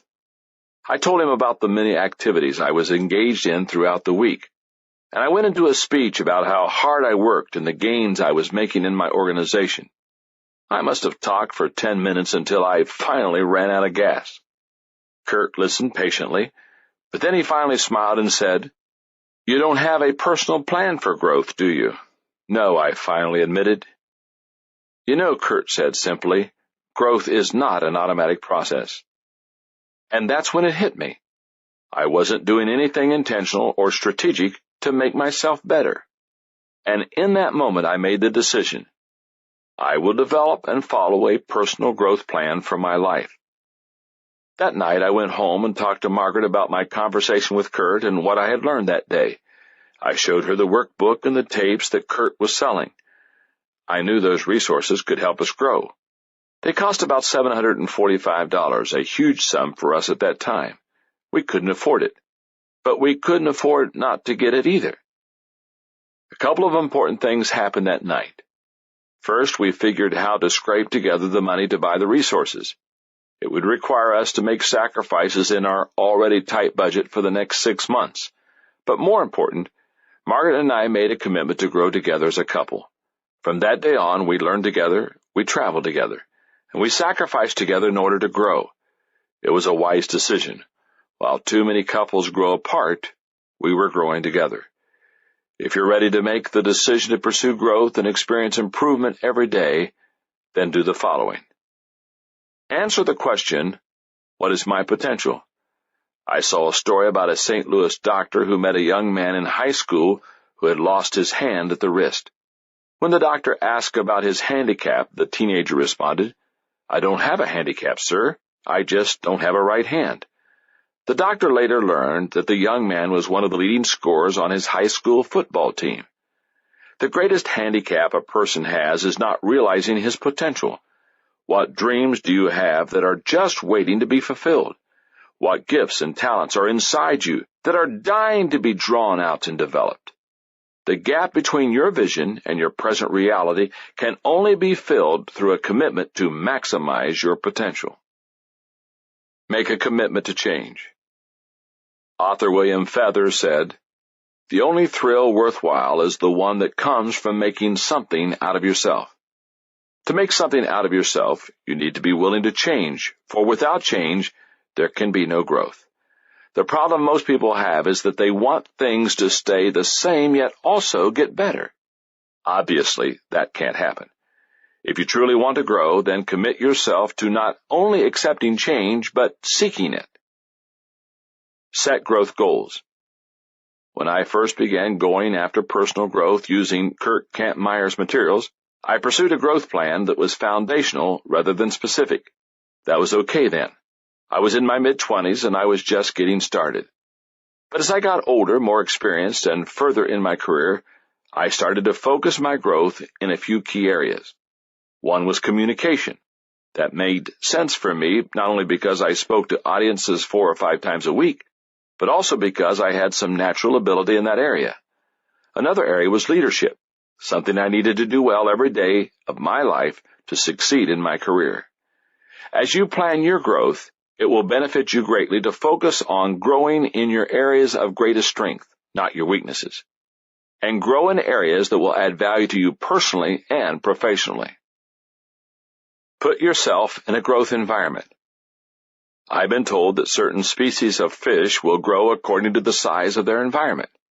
Put them in a tiny aquarium and they remain small even at adulthood. Release them into a huge natural body of water and they grow to their intended size. People are similar. If they live in a harsh and limiting environment, they stay small. But put them someplace that encourages growth, and they will expand to reach their potential. When I finished working through Kurt Kampmeyer's materials, my appetite was whetted for more growth, and it was then that I determined to practice this discipline of growth. Every day I will grow on purpose with my plan. Margaret and I continued to do much of our growing together, but each of us also began tailoring our growth plans to our individual strengths and needs. One of the results of learning is that you realize how far you still need to go, and the more we learned, the hungrier we were for more growth. As you prepare to embrace the disciplines of growth, I want to encourage you to do the following. Make it your goal to grow in some way every day. In 1972, high school swimmer John Neighbor watched the Olympics on television and was inspired. He was already an excellent swimmer, but he began thinking about making the leap to become an Olympic-caliber athlete. He figured that he would have to lower his time by 4 seconds in 4 years. For you and me, that might not be too difficult because we have such a long way to go.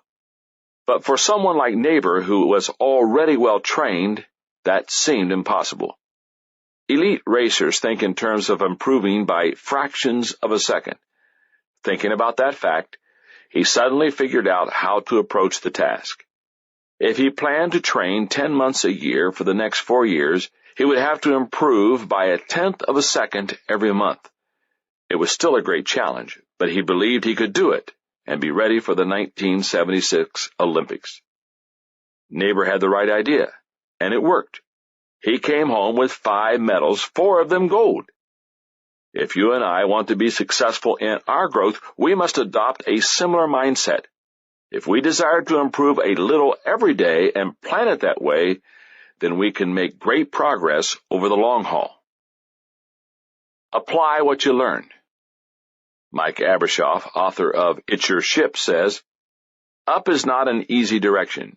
It defies gravity, both cultural and magnetic.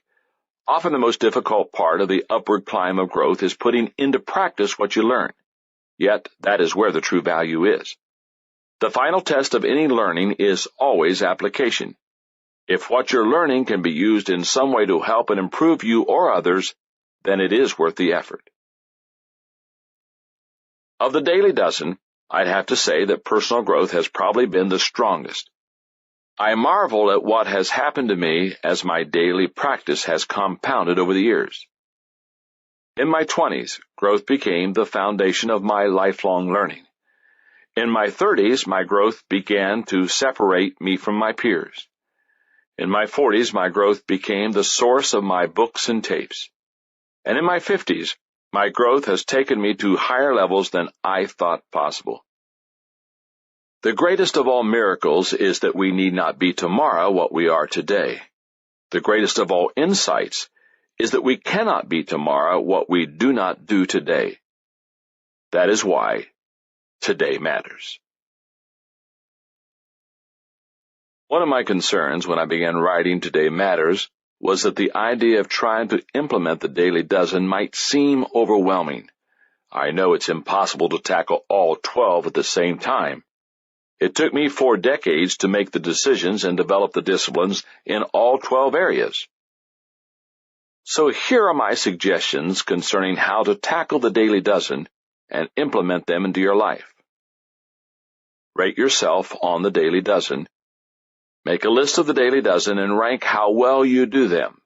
Put a number 1 beside the one you do the best, a number 2 beside the one you do next best, and so on until you have ranked your skill in them from 1 to 12.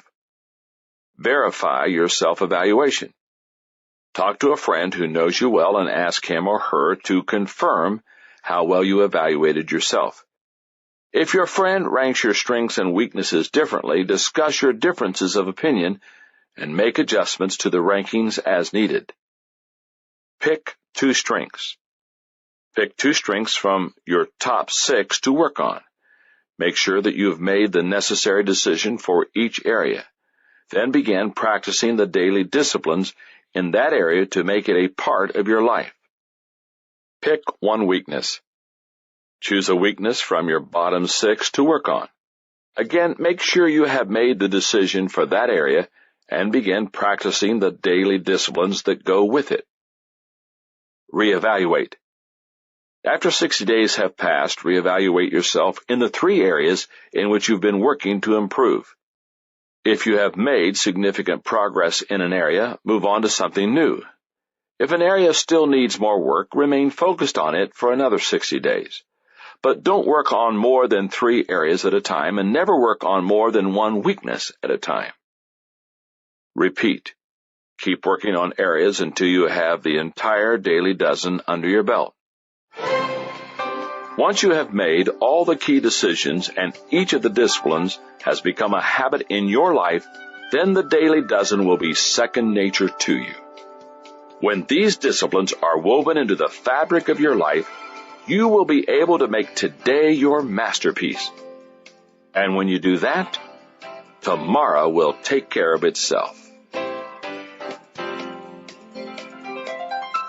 This has been a Time Warner Audiobooks production of Today Matters, 12 Daily Practices to Guarantee Tomorrow's Success, written by John Maxwell and read by the author. Executive producer, Maya Thomas.